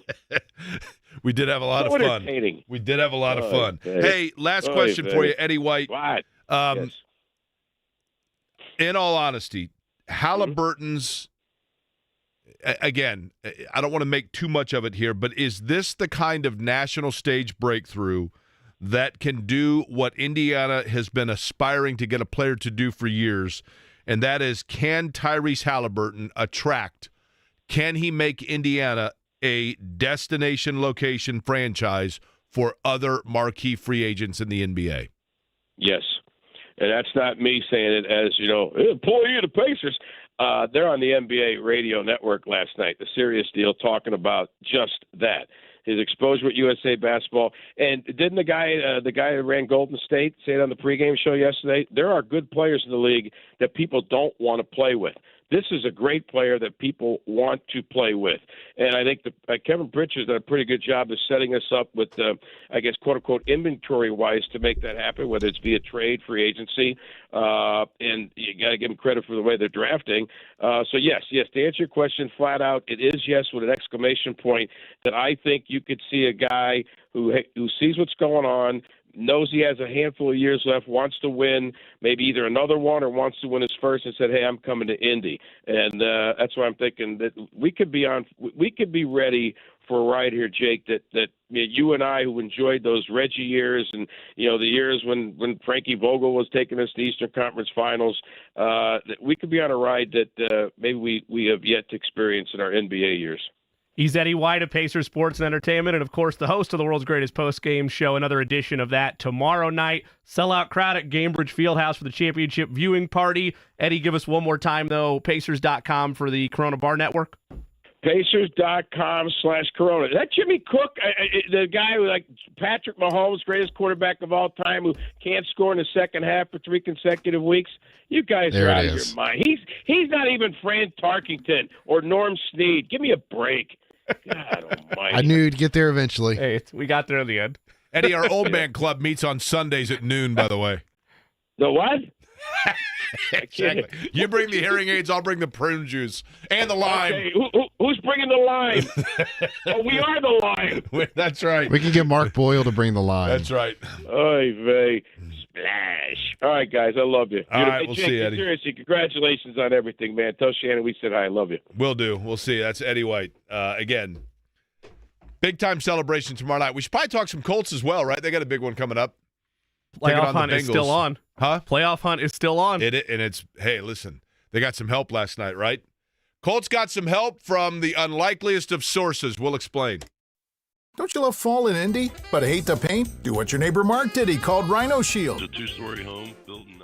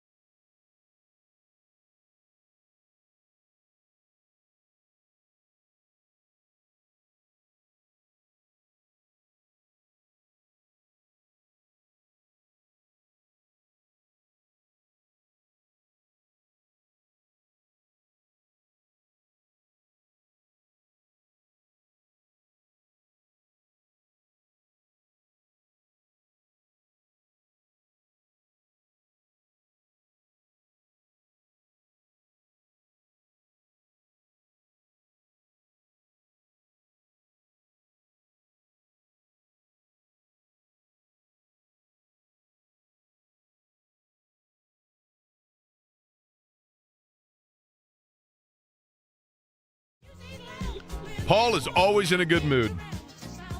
I would think, if you're a postal worker, do you think are the holidays a buzzkill for you?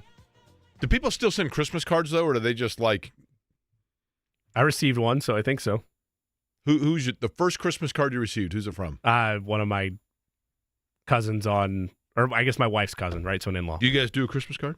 We have in the past. I don't know if we're doing one this year. Do you include the dogs? We do include the dogs. Of course. Nice. You got to, right? Yes, absolutely. Yeah. Just making sure he was doing it the right way. Our Christmas card is just the animals.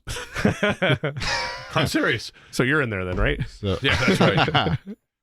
Boo was photoshopped in. We couldn't get you him did. to... I asked you if you could have photoshopped me. She did you? it. She did it. Good. Yeah, she did one, and it's just the two. It's Kobe, Joe, and Boo. Boo's just hanging out. Boo doesn't even know that he's on there with him, right? But I would think, this time of year has got to be like, can you imagine just like with the amount of stuff and deliveries and whatever else? Yeah, whether you're a postal worker and again, I get it, maybe the company itself is viewed in a bad light for a number of different reasons, but their workers shouldn't be because of that. If you're one of those Amazon drivers with 2-day shipping and just around the holidays trying to stress by and get everything done, yeah, I imagine it's... Or even just an Amazon employee in the One of the distribution centers, the warehouse. I mentioned this earlier, though, like the Amazon Prime thing. It used to be that, like, if you had Amazon Prime, it was guaranteed, like, second-day shipping. And, like, now, I'm not kidding you. And maybe it's just me. People are like, oh, this must just be you.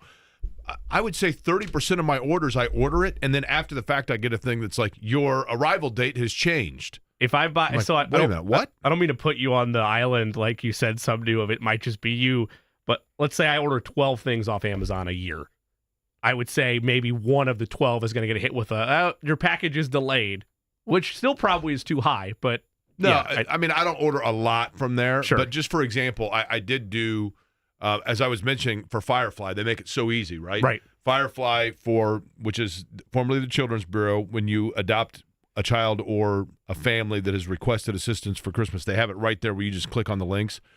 And, I ended up, because I did it last week, so I got everything in time. But, a couple of them, it was kind of up against the deadline of when I had to actually then deliver, and it was like, whoa, wait a minute. So it did change a little bit, but I had a lot of packages. You're right. It's probably, I say 30, maybe it is only 10 or 20%, but it does seem, my point being, Jimmy, that wasn't the case 2 years ago. Correct. It's only been in the last year or so. Yeah. I had a Jake Query moment last night, so I got home after producing the Pacers game and the World's Greatest Post-Game Show, and I was watching a little bit of the Knicks-Pelicans game. All right, this is out of hand, so I turned on... Pelicans. Thank you. I don't know why I said Knicks, but... So I switch over to the Thursday night football game. I was like, okay, it's a one-possession game, fourth quarter. Pittsburgh's got the ball. Let's turn it on. And it's lagging for me. And immediately in my head, I'm like, is this lagging for everyone else or is it just me? Right. It was definitely lagging last night for me. Yeah, so the Amazon needs to kind of get that figured out, right? People are paying a lot of money to be able to watch those games. But Pittsburgh got a big, I guess, blow to their not playoff chances, but just their seeding, because now they've got to come to Indianapolis. And the Patriots did the Colts a solid last night. Whoever would have guessed that New England would pick up their third win of the year and do so by beating the Pittsburgh Steelers? What's it mean just in terms of the Colts? We'll break down where they slot for the wild card and who's in and who's out for their game against Cincinnati, and we'll do it with Kevin Bowen next. The leaves.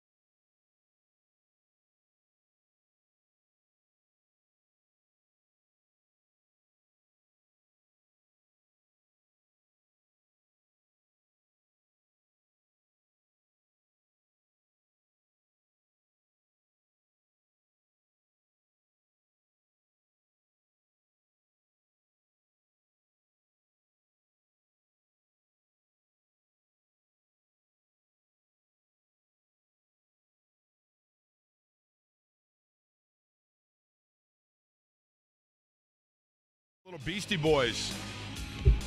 Little License to Ill, right? Now, the album cover of this, of course, was, in theory, an airplane. My buddy Chiefs fan Steve, Jimmy, your brethren within the Chiefs kingdom. Yes. Kansas City Steve, my buddy, said, Jake, my trainee Roger, and I'm asking this for Kevin Bowen, who joins us now on the program. I'm 99.999% certain I know the answer to this, but I'm going to ask Kevin Bowen anyway. He says, Jake, my trainee Roger and I are both wondering, do the Colts fly or bus to Cincinnati? It is kind of odd to think of like an NFL team taking a bus down 74, but it's equally odd to think of a flight that would be like 35 minutes.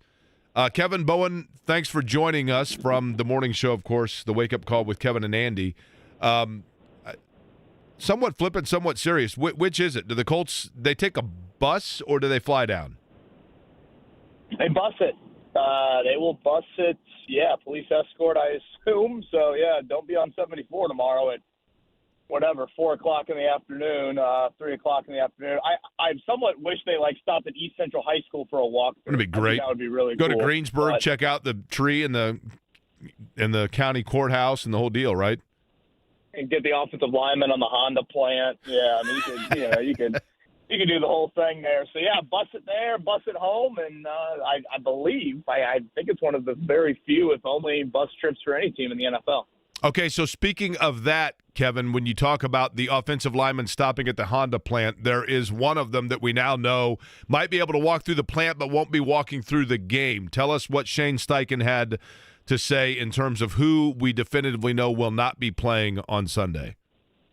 Yeah, the two out, Jonathan Taylor and Braden Smith. Obviously, I think the Taylor we knew. He's a week and a half post-surgery with that right thumb. He was at practice again today. He was at practice the last couple of days. And then Braden Smith, he exited very early in Sunday's win over Tennessee. After 3 snaps, he was out due to a right knee injury. So this will be game number 5 miss for him. If you look at his career, pretty healthy outside of one other season, 2021. I think he missed 5 or 6 games. He's 27 years old. I don't know. I just feel like the inevitable question people ask when any guy has had an injury-riddled season. Hey, what's his cap situation? What's his contract look like? I still think we're a little premature to maybe view him in the same light as how we even viewed Shaq Leonard a month or two ago. But if they wanted to, they could get out of that contract with a minimal-ish cap hit this offseason. But still, I think if you're going to ask me my opinion on it, I think we're a little bit early on it. The Fan Zone, Kevin Bowen, taking some time with us. KB, I've asked this to a couple different people on the program this week. I want to get your thoughts, but I'm going to ask it in a slightly different way. Going into the year, the expectation is it's going to be Anthony Richardson. It's going to have his cannon arm and his mobility, and we'll see what this offense look like. That gets derailed, and now it's Gardner Minshew. But I had said, I think you had felt the same way, that Gardner Minshew is good enough to get a clear answer that you need going into this offseason, which is, what do you have at wideout? There's a deeper question here, but is that statement fair, that going in after the injury to Anthony Richardson, the thought was, well, Minshew's still good enough where you can get a better reading than last year on what you have at wideout? Would you agree with that? I would.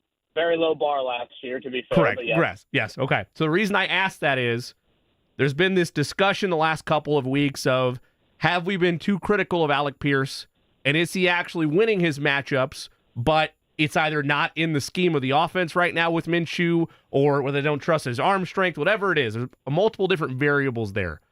So that leads into this question, which is Minshew good enough, or has he been good enough to get a clear answer on Alec Pierce going into this offseason?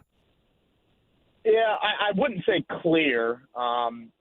I thought Reggie Wayne had an interesting tweet after the game Sunday night. He tweeted something to the effect of wideouts just need opportunities. And, I think in a blanket statement, that could be true for some, maybe most wideouts, but I don't think that exact answer, and I would say a little bit of a vague answer from Reggie, applies to Pierce. I think Pierce needs very specific opportunities, and those opportunities are the ones that he got on Sunday. There is a risk and there is a high-end reward when you do target Alec Pierce down the field. Obviously, the risk of it is, you need your offensive line to really hold up. And when you take a 7-step drop, or you want the quarterback to hold on to it for 3 or 4 seconds, you obviously are exposing him to a pass rush and potentially some big plays for the defense. And when you throw it downfield, obviously there's a lot of room for error there. But again, like we saw Sunday, there's tremendous reward with it. So, evaluating Josh Downs, evaluating Michael Pittman with Gardner Minshew, I think is different than if you had Alec Pierce if you had Anthony Richardson and he was, known as kind of the deep ball thrower and he could, provide a little bit of a clearer picture on Pierce. So, again, I don't think you're going to get a clear answer, but I think we will see at the end of the season just another reminder of, with a deep ball throwing quarterback, which by all means that is Richardson. Granted, we didn't really see that in his small sample size this year, that Pierce can give you something. But I think that's just, that's kind of how, I guess, a somewhat educated opinion on it based off what Richardson is known for and what Pierce has shown even in limited opportunities down the field this year. Kevin Bowen is our guest. Of course, you hear him on the mornings on this radio station.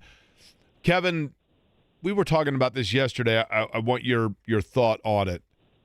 Taking nothing away from the Colts, because you have to win the games that are on your schedule, and a 4-game streak is a 4-game streak, right? That said, they have not played the most stout of competition in the NFL. Maybe that's helped them a little bit. But what area, if any, has the level of opponent during this streak masked a deficiency for the Colts? In other words, is there something that the Colts are doing or not doing that is indeed a little bit dangerous or playing with fire, but fortunately it was not such that the likes of a Tampa or New England or Tennessee was able to exploit it, but a better team could? Yeah, that's a good question.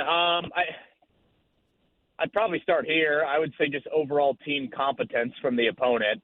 That might be too harsh, but I believe the combined records are, I think it was like 12-36 of the 4 teams you've beat here in the last 4 weeks. Also, if you look at it, from a quarterback standpoint, if Baker Mayfield doesn't get hurt on that opening drive, does that game look a little different? I felt, on that opening drive, that was obviously a huge play when he exited due to injury. They had to settle for a field goal, and that was obviously a one-possession game at the end. But I would say specifically, I'll kind of combo it, QB and wideout, and, how much has your defense, really, really been tested. Oftentimes, I think last year was an indication of that for the Colts. I think having a competent quarterback is a big influence on how often you sack that quarterback. I tend to think, go back to Matthew Stafford. The Colts played the Rams earlier this year. I think the Colts hit Stafford, if I believe correctly, once in that game, and I don't think that's because the Rams have some great offensive line or Stafford is super elusive, but he just knows when to get rid of it. He knows his game, and he knows what an opposing defense oftentimes is doing. So I think that was a big reason why the Rams had success without Cooper Kupp and, came into your building and beat you. Now, the good news is you aren't necessarily going to get back to that level of quarterback play. I know what Jake Browning looked like on Monday night, but still, it's a very manageable quarterback slate the rest of the way. The other kind of combo off of that is, I would say, wideout and just the depth of those positions. And I think Sunday will be the toughest wide receiver challenge all year. Hell, you saw it Monday night. Jamar Chase is, he's crazy. Best receivers in all of football. And then they have depth with your guy, Jake, and T. Higgins. And then I know Tyler Boyd's a little banged up on the injury report, but assuming he gives it a go, he can still test whatever you do third cornerback-wise for this week. If Juju Brent's 2 practices is enough for him, or if it's going to be Darrell Baker Jr. in that third corner role, and then obviously Jalen Jones in front of him. So that would probably be the area, just kind of overall passing game, a little bit of quarterback, and then for Sunday specifically, again, I think the wideout challenge is immense. Kevin Bowen is our guest. You hear him 7 to 10 a.m. on the Wake Up Call with KB and Andy on these very airwaves. Of course, as the Colts beat writer, you find his work on 1075thefan.com. KB, you mentioned Juju Brents, and you had tweeted this in your long form from where Shane Steichen was in terms of his comments about availability, said Juju Brents questionable, and you had just alluded to it. 2 days of practice is enough for a game day role. This is kind of twofold, because if this was Joe Burrow that was under center, I would argue if he's a living body in terms of Juju Brents, you need him out there. But that said, Josh Browning, he's not Joe Burrow by any stretch. but he's not looked bad. He's looked competent within the weapons that are immense with the Bengals. So as you evaluate both how that cornerback room has looked over the last couple of weeks, even though the competition has been what it is, and then look at what's on the other side in Cincinnati, is this a must-have for him if he's good to go and the risk of re-injury is slim, regardless of the reps you would like to him have had this week? Yeah, I think if healthy, I would want to see him playing a big role at corner. Now, that's my opinion. I don't know. I mean, maybe I don't even think the Colts maybe view it in that same light after 2 practices. I think maybe it could be Darrell Baker still in that third corner role. I like what Brent showed in the small sample size earlier this year. Now, maybe I'm not giving enough credit to the dude who's just missed a month and a half of practice. I mean, hell, he's outside of Jelani Woods, he's the most injured player the Colts have had all season long in terms of, practice time missed. I would assume Jonathan Taylor by this point of the season has probably practiced even with missing a little bit more time, more than Juju has. So I guess I understand where the Colts are coming from with that, but I think a lot also depends on this. I would assume, given it is Cincinnati, that they're going to be in a 3 wide receiver set a whole lot because that's the strength of their football team. So that means you're going to be in a 3 cornerback set a whole lot. I don't know how rotational Gus Bradley views that spot. I can't recall many times in the last 2 years Gus Bradley has rotated corners within a game. He rotated safeties last week, for example, with Nick Cross and Rodney Thomas. I don't think he feels the same way about corner. So I think that'll be something also to watch. But, go back to the New Orleans game. And I know that was Tony Brown in the game at that point. But New Orleans, they went deep into their wideout group, and they burnt the Colts, and it was costly. And if you go back to the Jacksonville meetings, they went deep into their wideout groups, and it was costly. So that is of concern to me. And if Mother Nature continues to improve, it looks like maybe the precipitation for Sunday is going to be a little bit less than it was once thought it would be earlier in the week. You would think that would favor Jake Browning and trying to test the depth of the Colts cornerback room. Kevin, everything seems to be falling into place this year for the Colts, which is weird to say because of the injuries, the Jonathan Taylor situation, the Anthony Richardson situation.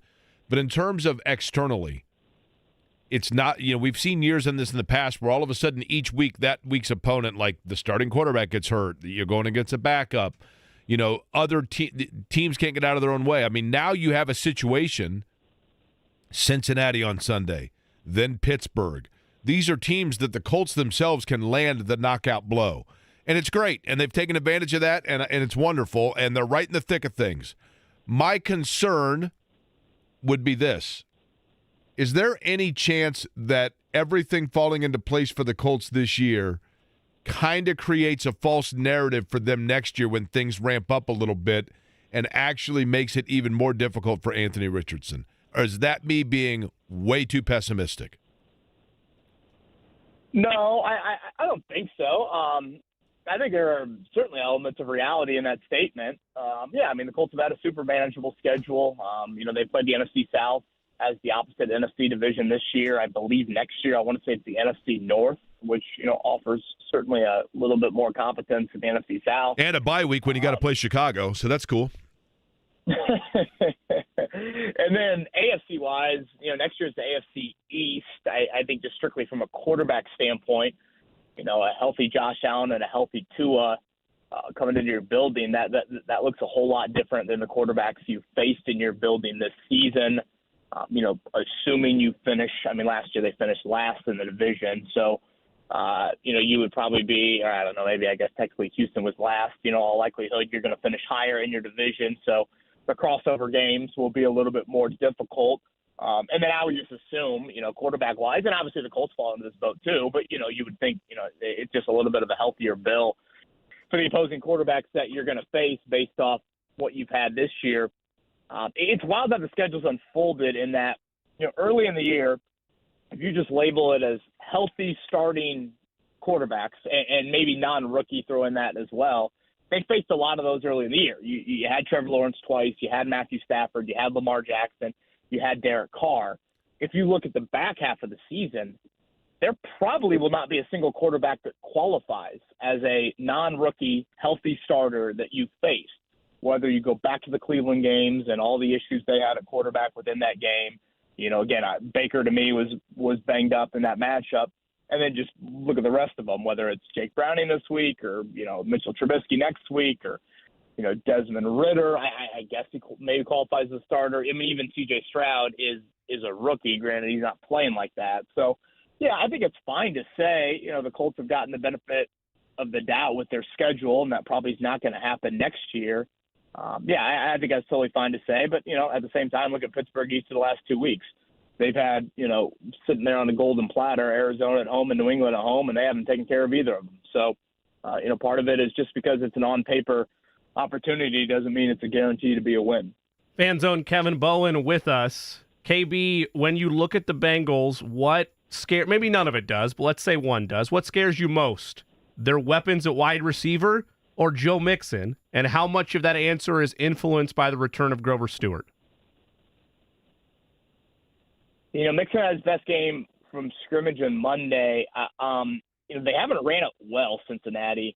But, Mixon just has always struck me as a dude that I just have a little fear in watching him. I think he's a pretty dynamic player. So I do think the return of Stewart is huge. And I'd probably put it more into this, Jimmy, and I've kind of been talking about this on the morning show this week I think it's a week where you want to commit. Last week I would not have said this last Friday. Last week it was commit more bodies to the run game. This week, to me, it's commit more bodies to the pass game. And so, having Grover Stewart, that I would think would make Gus Bradley sleep a little better at night, saying, okay, I don't need to kind of, say, hey, Nick Cross, cheat up, or Julian Blackmon at safety, cheat into the box, or Rodney Thomas, we need you to play a little bit closer to the line of scrimmage. Theoretically, with Grover Stewart, you shouldn't need to do that. And therefore, you could have more guys in coverage. So, it's not that Cincinnati is some vaunted rushing attack. It's not that they rank top 5, top 10 in rushing offense. It's more that, hey, you need as many bodies to the secondary, because if you're going to double Jamar Chase, that still is leaving T. Higgins and Tyler Boyd in some one-on-one matchups. I actually thought their tight ends did a nice job on Monday, even though they aren't really household names. I look at the return of Stewart not because it's a Derrick Henry-type matchup, more because you want, more bodies committed to what you're trying to do in coverage. Kevin, did you guys really revisit the mayonnaise coffee deal last week? We did. I thought you would just be a team player and just organically do that yourself. No, okay. So listen, mayonnaise and organic don't go together in any way, shape, or form. Come on. Was it as bad the second time around? Boy, it's just one of those things when it starts to get chunky, Jake. It really. Oh wait, hold on a second. You didn't just talk about it. You actually consumed it again? Oh, yeah. Oh, well, man. Thanks, guys, for listening to the morning Yeah, it shows where I was. I apologize. Well, I knew about it. I didn't know about it. I don't know what Jimmy's talking about. I knew about it. I didn't know about Hell, it. I'm the first one in here every day. It's true. Hey, Whoa. Lightning strike the new studio there. It curdled quick. It got chunky quick. Andy, I think, had a bit of a he calls himself a gas bag. I thought we might need a gas mask to kind of get through the rest of the show after it, but he hung in there, and we did it. And honestly, Jake, in a game that was decided by ebbs and flows and missed extra points and everything, I'd like to think that we did our part in, maybe pushing the Colts over the edge. The drink that answers the question of what would happen if you wanted an Irish car bomb for breakfast, but without the alcohol. It is. Listen, it was horrific. 100 times worse than an Irish. No, I know, Yeah, but the way you have to drink it quick because it's going to curdle, right? Now, like that element's there. Kevin, the better question is this. When you and I did it on the morning show, when it was hot, and for those that are unfamiliar, I think most know, but Will Levis of the Titans, there was the whole reputation that he put mayonnaise in his coffee. It kind of became a gag. So, and speaking gag is the key word here. When there was the possibility that Levis was in discussion, one of the names out there for the Colts in the draft, we did the mayonnaise in the coffee on the morning show. And Mark Dykton brought in a tub of mayonnaise that he had bought at Costco that was enough actually to feed the entire Decatur Township. And it expired in a month. Now, did you use that same tub, or did you go out and get another fresher variation of this gelatinous hell? Yeah, no, Andy actually went out and did his part and got a tub and the plop. It didn't have the same kind of acoustic, beautiful sound that probably reminiscent of that Sphere in Vegas like it did for us, back in April. And I just still am dumbfounded by the story. I mean, again, Will Levis claims that he had his girlfriend, or I don't know. I don't even know if that's the proper label. He had a girl over to his a Kentucky apartment, house, whatever, and that they woke up and the next morning there was no coffee creamer in said building, so they decided to go with mayo. And I did a lot of desperate things to try to attract the opposite sex. I back in college, I cannot ever imagine thinking that mayo in a coffee is something that could lead to that woman then going home and telling her friends about it and her friends saying, you should give this man another chance. Yeah, you're right about that. You are right about that. I guess just watch him play football, and you probably get an indication of that. You know what? I actually thought Kevin Levis is a polarizing player. I only say this because he's in the AFC South, so the Colts theoretically could see him for a long time. I thought late in that game, for a young player that is still within the first handful of starts in the NFL, I don't know that Levis blew me away per se, but he didn't look like a guy that felt like the moment was too big for him. Like he looked like he is a guy that can grow into being a guy that is going to get the reins handed over to him from Tennessee. But your thoughts? Yeah, I mean, he got very, very little help from his offensive line. It's a very nondescript pass-catching group outside of Hopkins. I mean, there are a few plays, and maybe I'm being overly critical there late, that I thought, man, he's really holding on to it. Could he have gotten rid of it? Could he survive, to live maybe another down and not be kind of as, hey, I'm going to try and play a little hero ball. Now, I think people could look at it the other way and say he's tough as hell. And, I mean, you watch him helicopter on that first third down, and then you watch Gardner Minshew slide out of bounds toward the sticks, and those are two levels of, kind of putting it on the line there. So, yeah, I mean, Levis had some moments, certainly Sunday, that were nice, but I also thought he had some big-time rookie moments. And, again, credit the Colts for, I thought putting him in those rookie moments. There's been times where the Colts have played mediocre to, rookie QBs, and they haven't. I think kind of dictated to them. I thought they did that to Bryce Young a month ago, and I thought they did that to Levis for the most part on Sunday as well. Is the division realistically at play in your mind? I know it's all going to depend on Trevor Lawrence's health, and they need the Jaguars to stumble once more, but is that a possibility you've allowed yourself to think is real? I probably haven't gone all the way there just yet. I mean, I've mentioned it. The door's cracked. I don't think it's very much. And, part of it is, didn't Lawrence practice all week? I mean, it seems like his absence will not be long, if at all. And if you look at their schedule, I mean, yes, it's Cleveland and Baltimore, but then after that, I want to say it's pretty manageable the final 3 weeks. And they have the tiebreaker over Indy and Houston if all three of them would be tied. I think Christian Kirk is the bigger loss for them, Kevin. Well, let me rephrase that. Obviously, Lawrence would be, but the joy, if you're a Jags fan, of Trevor Lawrence's injury not looking season-ending was quickly offset by the fact that Christian Kirk's injury does appear to be, if not season-ending, deep into playoff level, and I think that's a major loss for them. Yeah, no, that is definitely a good point to bring up. Yeah, I mean, that is a big deal. Now, again, I do think there's depth in that wideout core. Obviously, I don't want to act like Christian Kirk, certainly he's better than other guys in that room. I thought I'm forgetting his name, Washington, I think was his last name, who kind of filled in for Kirk. I actually thought he made a couple nice plays on Monday night. But, yeah, I mean, Kirk is a big loss, and obviously if it is TJ Beathard, for a week or two, you're going to have to, certainly pepper Calvin Ridley and Zay Jones and Evan Ingram and some of those other guys there. But I think it's just a hair greedy, I guess, for me to go down that divisional path just yet. Of course, one win on Sunday by the Colts and one loss by the Jags, and all of a sudden, I want to say Jacksonville's Baltimore next week. Then if they lose to Baltimore and the Colts beat the Steelers, boom, the Colts are in first place in the South. So, it could very quickly change, but I don't know. I guess I'm just not ready to fully go there just yet. Kevin Bowen, by the way, is our guest. The last question I was going to ask, when you look, Jacksonville's kind of up and out, Buffalo, obviously, who knows what's going on there over the course of the season. Your opinion, best team in the AFC is who? That's a good one. Part of me thinks Mahomes and his offense is going to get it together at some point. Part of me doesn't even want to say that with Jimmy on the other line. I kind of like Miami. I know they haven't really beaten anybody, but I still think they're just so potent. And I think Jalen Ramsey helps them out. And, oh boy, that's good. I don't know. Is it Baltimore? It's obviously very up in the air considering how wishy-washy I am. I will say Miami will represent the AFC in the Super Bowl if you're asking me today on December or whatever it is. I don't know why it is, but Baltimore to me is interesting because even over the last 20 years, 25 years, whatever, every time that Baltimore has had an elite level team, there's just something about the brand of and the style of play that they use to get there where it never jumps into my forefront as like a candidate as, quote, the best team in the AFC. Does that make sense? Yeah, and obviously those Baltimore teams, Jake, are just a little different than, what Lamar gives them. So I do think, and they have made some, acquisitions to their pass. I'm trying to forget. Is Mark Andrews done for the year? Was that?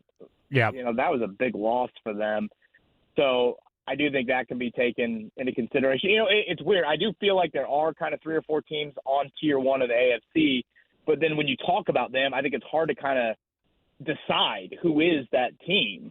And obviously just look at the standings right now. I mean, the number 1 seed is still, I'm pretty sure if Jacksonville would have won Monday night, which they easily could have, they would still be the 1 seed in the AFC. And Jimmy, and totally understandably, this is no shot at Jimmy, Jimmy's asked me a question, if Jacksonville can win the division. That's how close all of these teams are, even though I do feel like if you are going to have quality of play over the course of the season, I do think the 4 division leaders right now, Kansas City, Jacksonville, Baltimore, Miami, I do think they are on a tier.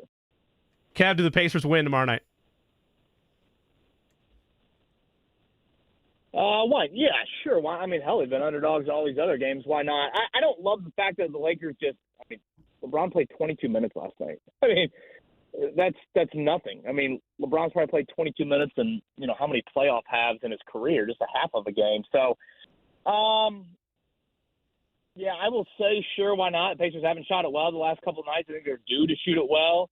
But I don't – if you are looking at it from a Pacers standpoint, I don't love that fact that, again, LeBron did not play. And it's not like Anthony Davis did a whole lot. I mean, again, they didn't really need any of their guys to play. New Orleans missed their flight. I mean, what do you want to do? Pelicans missed their flight. Pelicans missed their flight. I mean, that's what it was. It was a glorified open practice for the Lakers last night. God, that was unbelievable. Yeah, I mean, and LeBron had 30 in 22 minutes, and that was vintage him. I assume it'll be Obi Toppin on him. But, yeah, I'll say the Pacers. I mean, that's another thing about exiting last night. They're like, the Pacers won by 9, and they were 7 of 30-something from 3. It's not like if the Pacers Monday, win Boston or Milwaukee. Kevin, if the Pacers win the in-season tournament, even though he's dipped a little bit, you're still building the Ben Mathurin statue, right? Well, the Haliburton statue is going to have to look a lot bigger. Yeah, that's going to have to be a father and son statue outside of Gamebridge Fieldhouse. Just wipe one of the zeros off the statue that you've already made, right?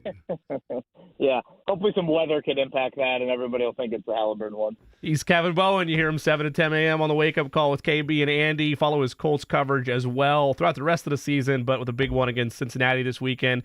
KB, enjoy the weekend, and we'll talk to you next week. All right, guys. Have a great weekend. Kevin Bowen on the guest line. And, again, Colts and Bengals coming up in Cincinnati. You guys got to do your picks later on, Jimmy, including your plays of the day. You said yesterday one of your plays of the day, and I thought it actually kind of tipped. And, you actually yesterday, if you'd have met Robin the Genie, you might have made a lot of money. I might be able to get some sharks after Robin the Genie had I met him yesterday. I will let you know what I'm talking about, where Robin the Genie might be writing you a check. We'll do it on the other side. I'm Darren Andrews from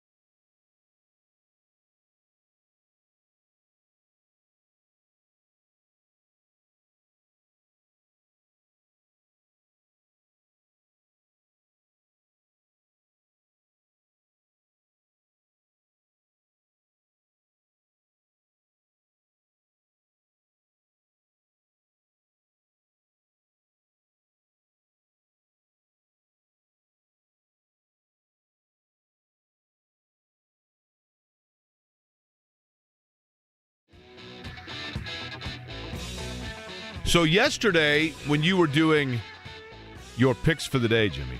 Yes, sir. I believe, actually, I'm the one that would have won the money from Jeannie. Correct. From Robin. Correct. Yes, I know what bet you're talking about. But Which yes, one? I believe you're talking about what would happen for Damian Lillard, and if he was to go over a point total that I gave out, okay, it would likely be a Pacers loss. And you had the point over under for Damian Lillard 27.5. And you predicted. I thought he would go over. I thought he'd have a really good game. I thought they'd still win, but I thought he'd have a good game. I believe we have Robin the Genie here, our friend. That is correct. Unfortunately, Jimmy, he did not go over. Damian Lillard had 24 points in the game. He did. Including like 18 in the third. But your astute, more wise and mature co-host, Mr. Query, had said that if Damian Lillard does not go over, there is no chance Milwaukee could win the game. Yeah. You know, those are brash words there for a genie that hasn't paid me for my last prediction, so... I, as Robin the Genie, decide that I will pay when it is convenient for me. And your streak has come to an end. It has indeed. So, yes, indeed, 24 for Damian Lillard. As a result, Pacers able to... That's not the reason why they won. There were a lot of reasons why they won. One of the guys that fascinates me, himself kind of like a genie, because you just never know where he's going to pop up. You see him on Twitter. He goes by Naptown Seth. And he's usually like sitting right behind the bench or in some great seats, but he is out in Vegas and I think hungover. And we got him on the phone. Seth, what's up? I am, in fact, hungover. Understandable, right, I guess. But what an amazing night, right? Okay, well, here's the question. Would you be hungover if they'd lost? Probably, because I'm traveling with my buddy Francisco. He goes a lot of games with me, and that's usually a bad combo no matter what, but it probably made it worse. Did you guys finish at a table, or do you not partake? I do, but we didn't. I cannot disclose any persons I saw at tables that were not me, but we did see people that some of you people might know at tables later that night. I think they would not like me to tell you about that, but we did not. The only gambling I did was I bet on the Bucks for good luck for us, and I like it. I like it. The emotional hedge. That's good. That's good. You're welcome. And I tell you what, it was very debated in the casino for about 20 minutes back and forth before I finally went that way. So you're betting on the Lakers tomorrow night? I'm looking at my finances. I don't know if I can afford to pay for a win, but yes, strategically, if I do bet, it would be on the Lakers. Okay, Seth, I'm curious of this. You know, Vegas is an electric city with a gabillion things going on. In the city itself, was there, like when you were out last night, would you know, if you weren't there for it, that this tournament semifinal and Saturday night finals was going on? Has this created buzz in Vegas, or is it just another in a million things in what is America's great entertainment playground? Yeah, that's a good question. It's hard to tell because we're down at Mandalay, so for people that don't know, it's more proximity towards T-Mobile, right? And you can go all the way down like the Caesars, and I don't know what people down at Caesars we haven't even been to the Sphere yet. We want to go look at it, just haven't had a chance.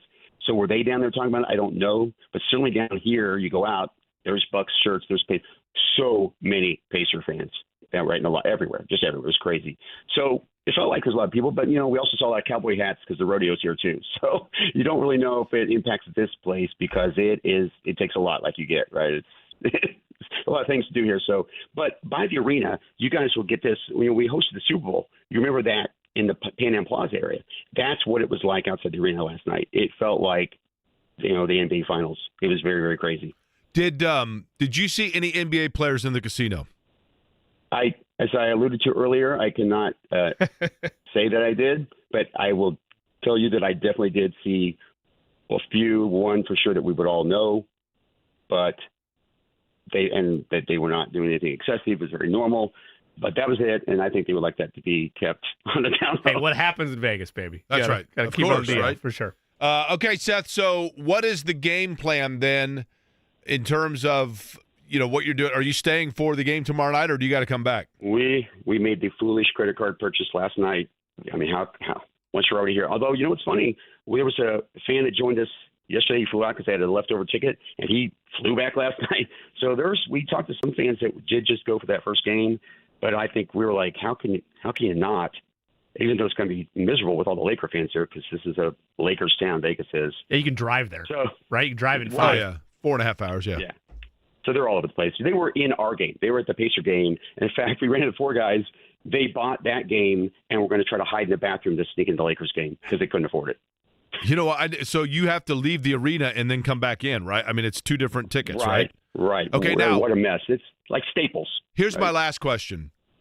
In the NCAA tournament, a lot of times, if you go to a venue, and a lot of times there's good-natured ribbing amongst the fan bases, but at the same time, everybody's there to kind of enjoy the same single buzz, right? So was there, like, the Bucks fans or the Laker fans that are there, or if there were Pelican fans as well, was it heated at all, or is everybody like, you know what, let's poke fun at each other, but we're all just here to have a good time?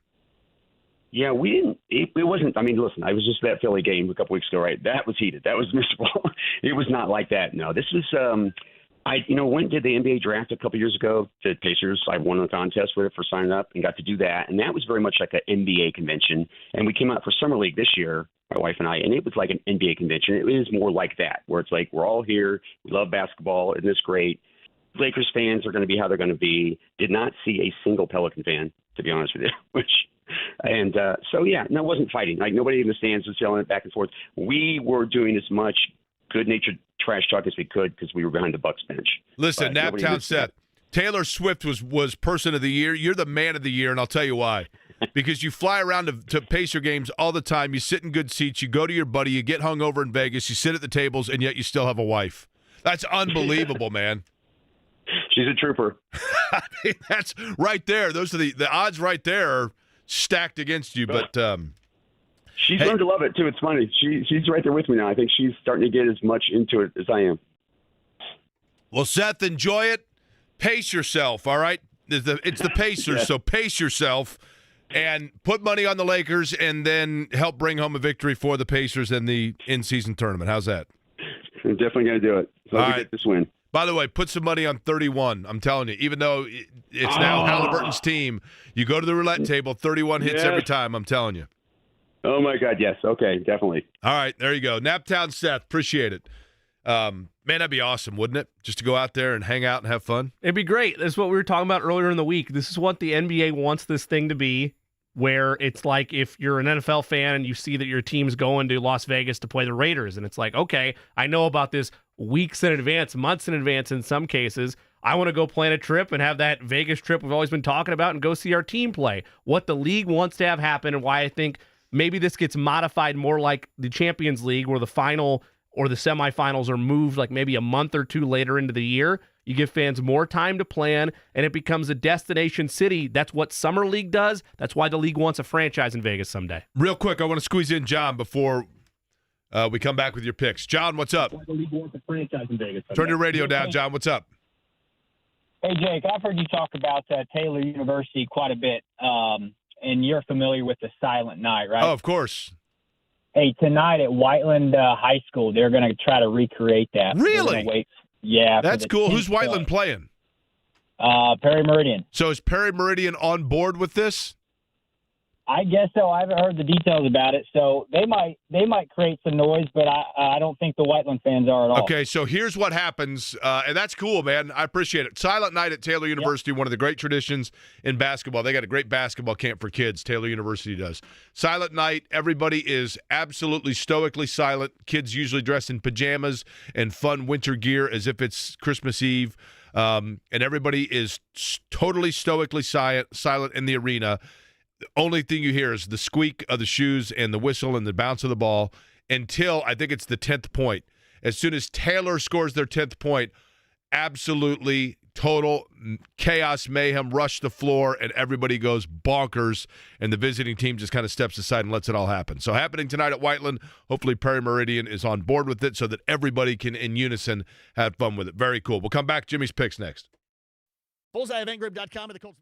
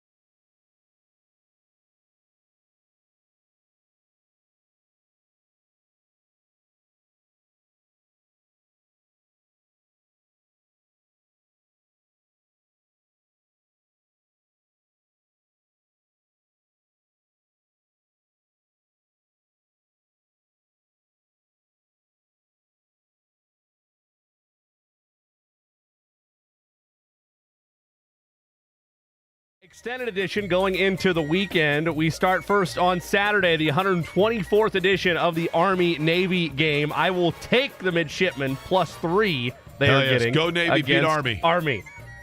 I went to a Navy game this year, so I'm all in, buddy. Love it. Love it. Pacers, Lakers, Tyrese Haliburton over 40.5 combined points and assists. Buddy Hield over 2.5 3-pointers made. Lakers are 1-6 this season when giving up 120 or more. It's 1-7 on Saturday. Give me the Pacers on the money line to capture the NBA Cup. In the NFL, Chiefs over the Bills. Dallas always loses this game. I don't care what's going on in Philadelphia. Dallas always loses this game since I've been alive. Give me the Eagles on the money line at +150 on the road in Dallas. I'll also take the Colts at +110 on the money line over the Bengals. Eddie, do you have anything? I do. Give me the Dallas Cowboys against the Eagles. Wow. Teams have struggled coming right. off of games against San Francisco. I think they've been reeling. Philly, they've gotten away with a couple of wins. I will take the Cowboys, who play significantly better at home than they do on the road. America's team never wins this game. I hope you're right, but they never win it. NBA action tonight. I've got 4 plays. Spencer Dinwiddie under 27.5 points, rebounds, and assists. Jalen Brunson under 25.5 points. Julius Randle over 21.5, and Klay Thompson over 16.5 points. I'm not saying you guys are degenerates by any stretch, but the level of enthusiasm out of both your voices in the last 5 minutes of this show is incredible. Is it because of that or because you know that you're getting away from me? No, it's not that, Jimmy. It's about making money. It's never that. We're a team here. We would not throw the chairman under the board. We're a company is what we are, Jimmy. Under the bus. We're a company, right? We're a lime. That's what we are. We are a lime, yes.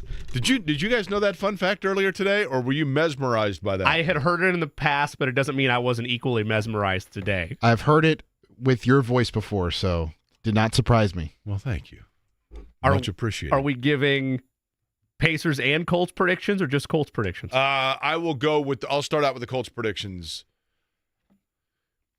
Part of it, I don't know. I'm a little bit worried about the specialty players for Cincinnati, and I know it's a big one for Indianapolis, even though they got some help last night from New England beating Pittsburgh.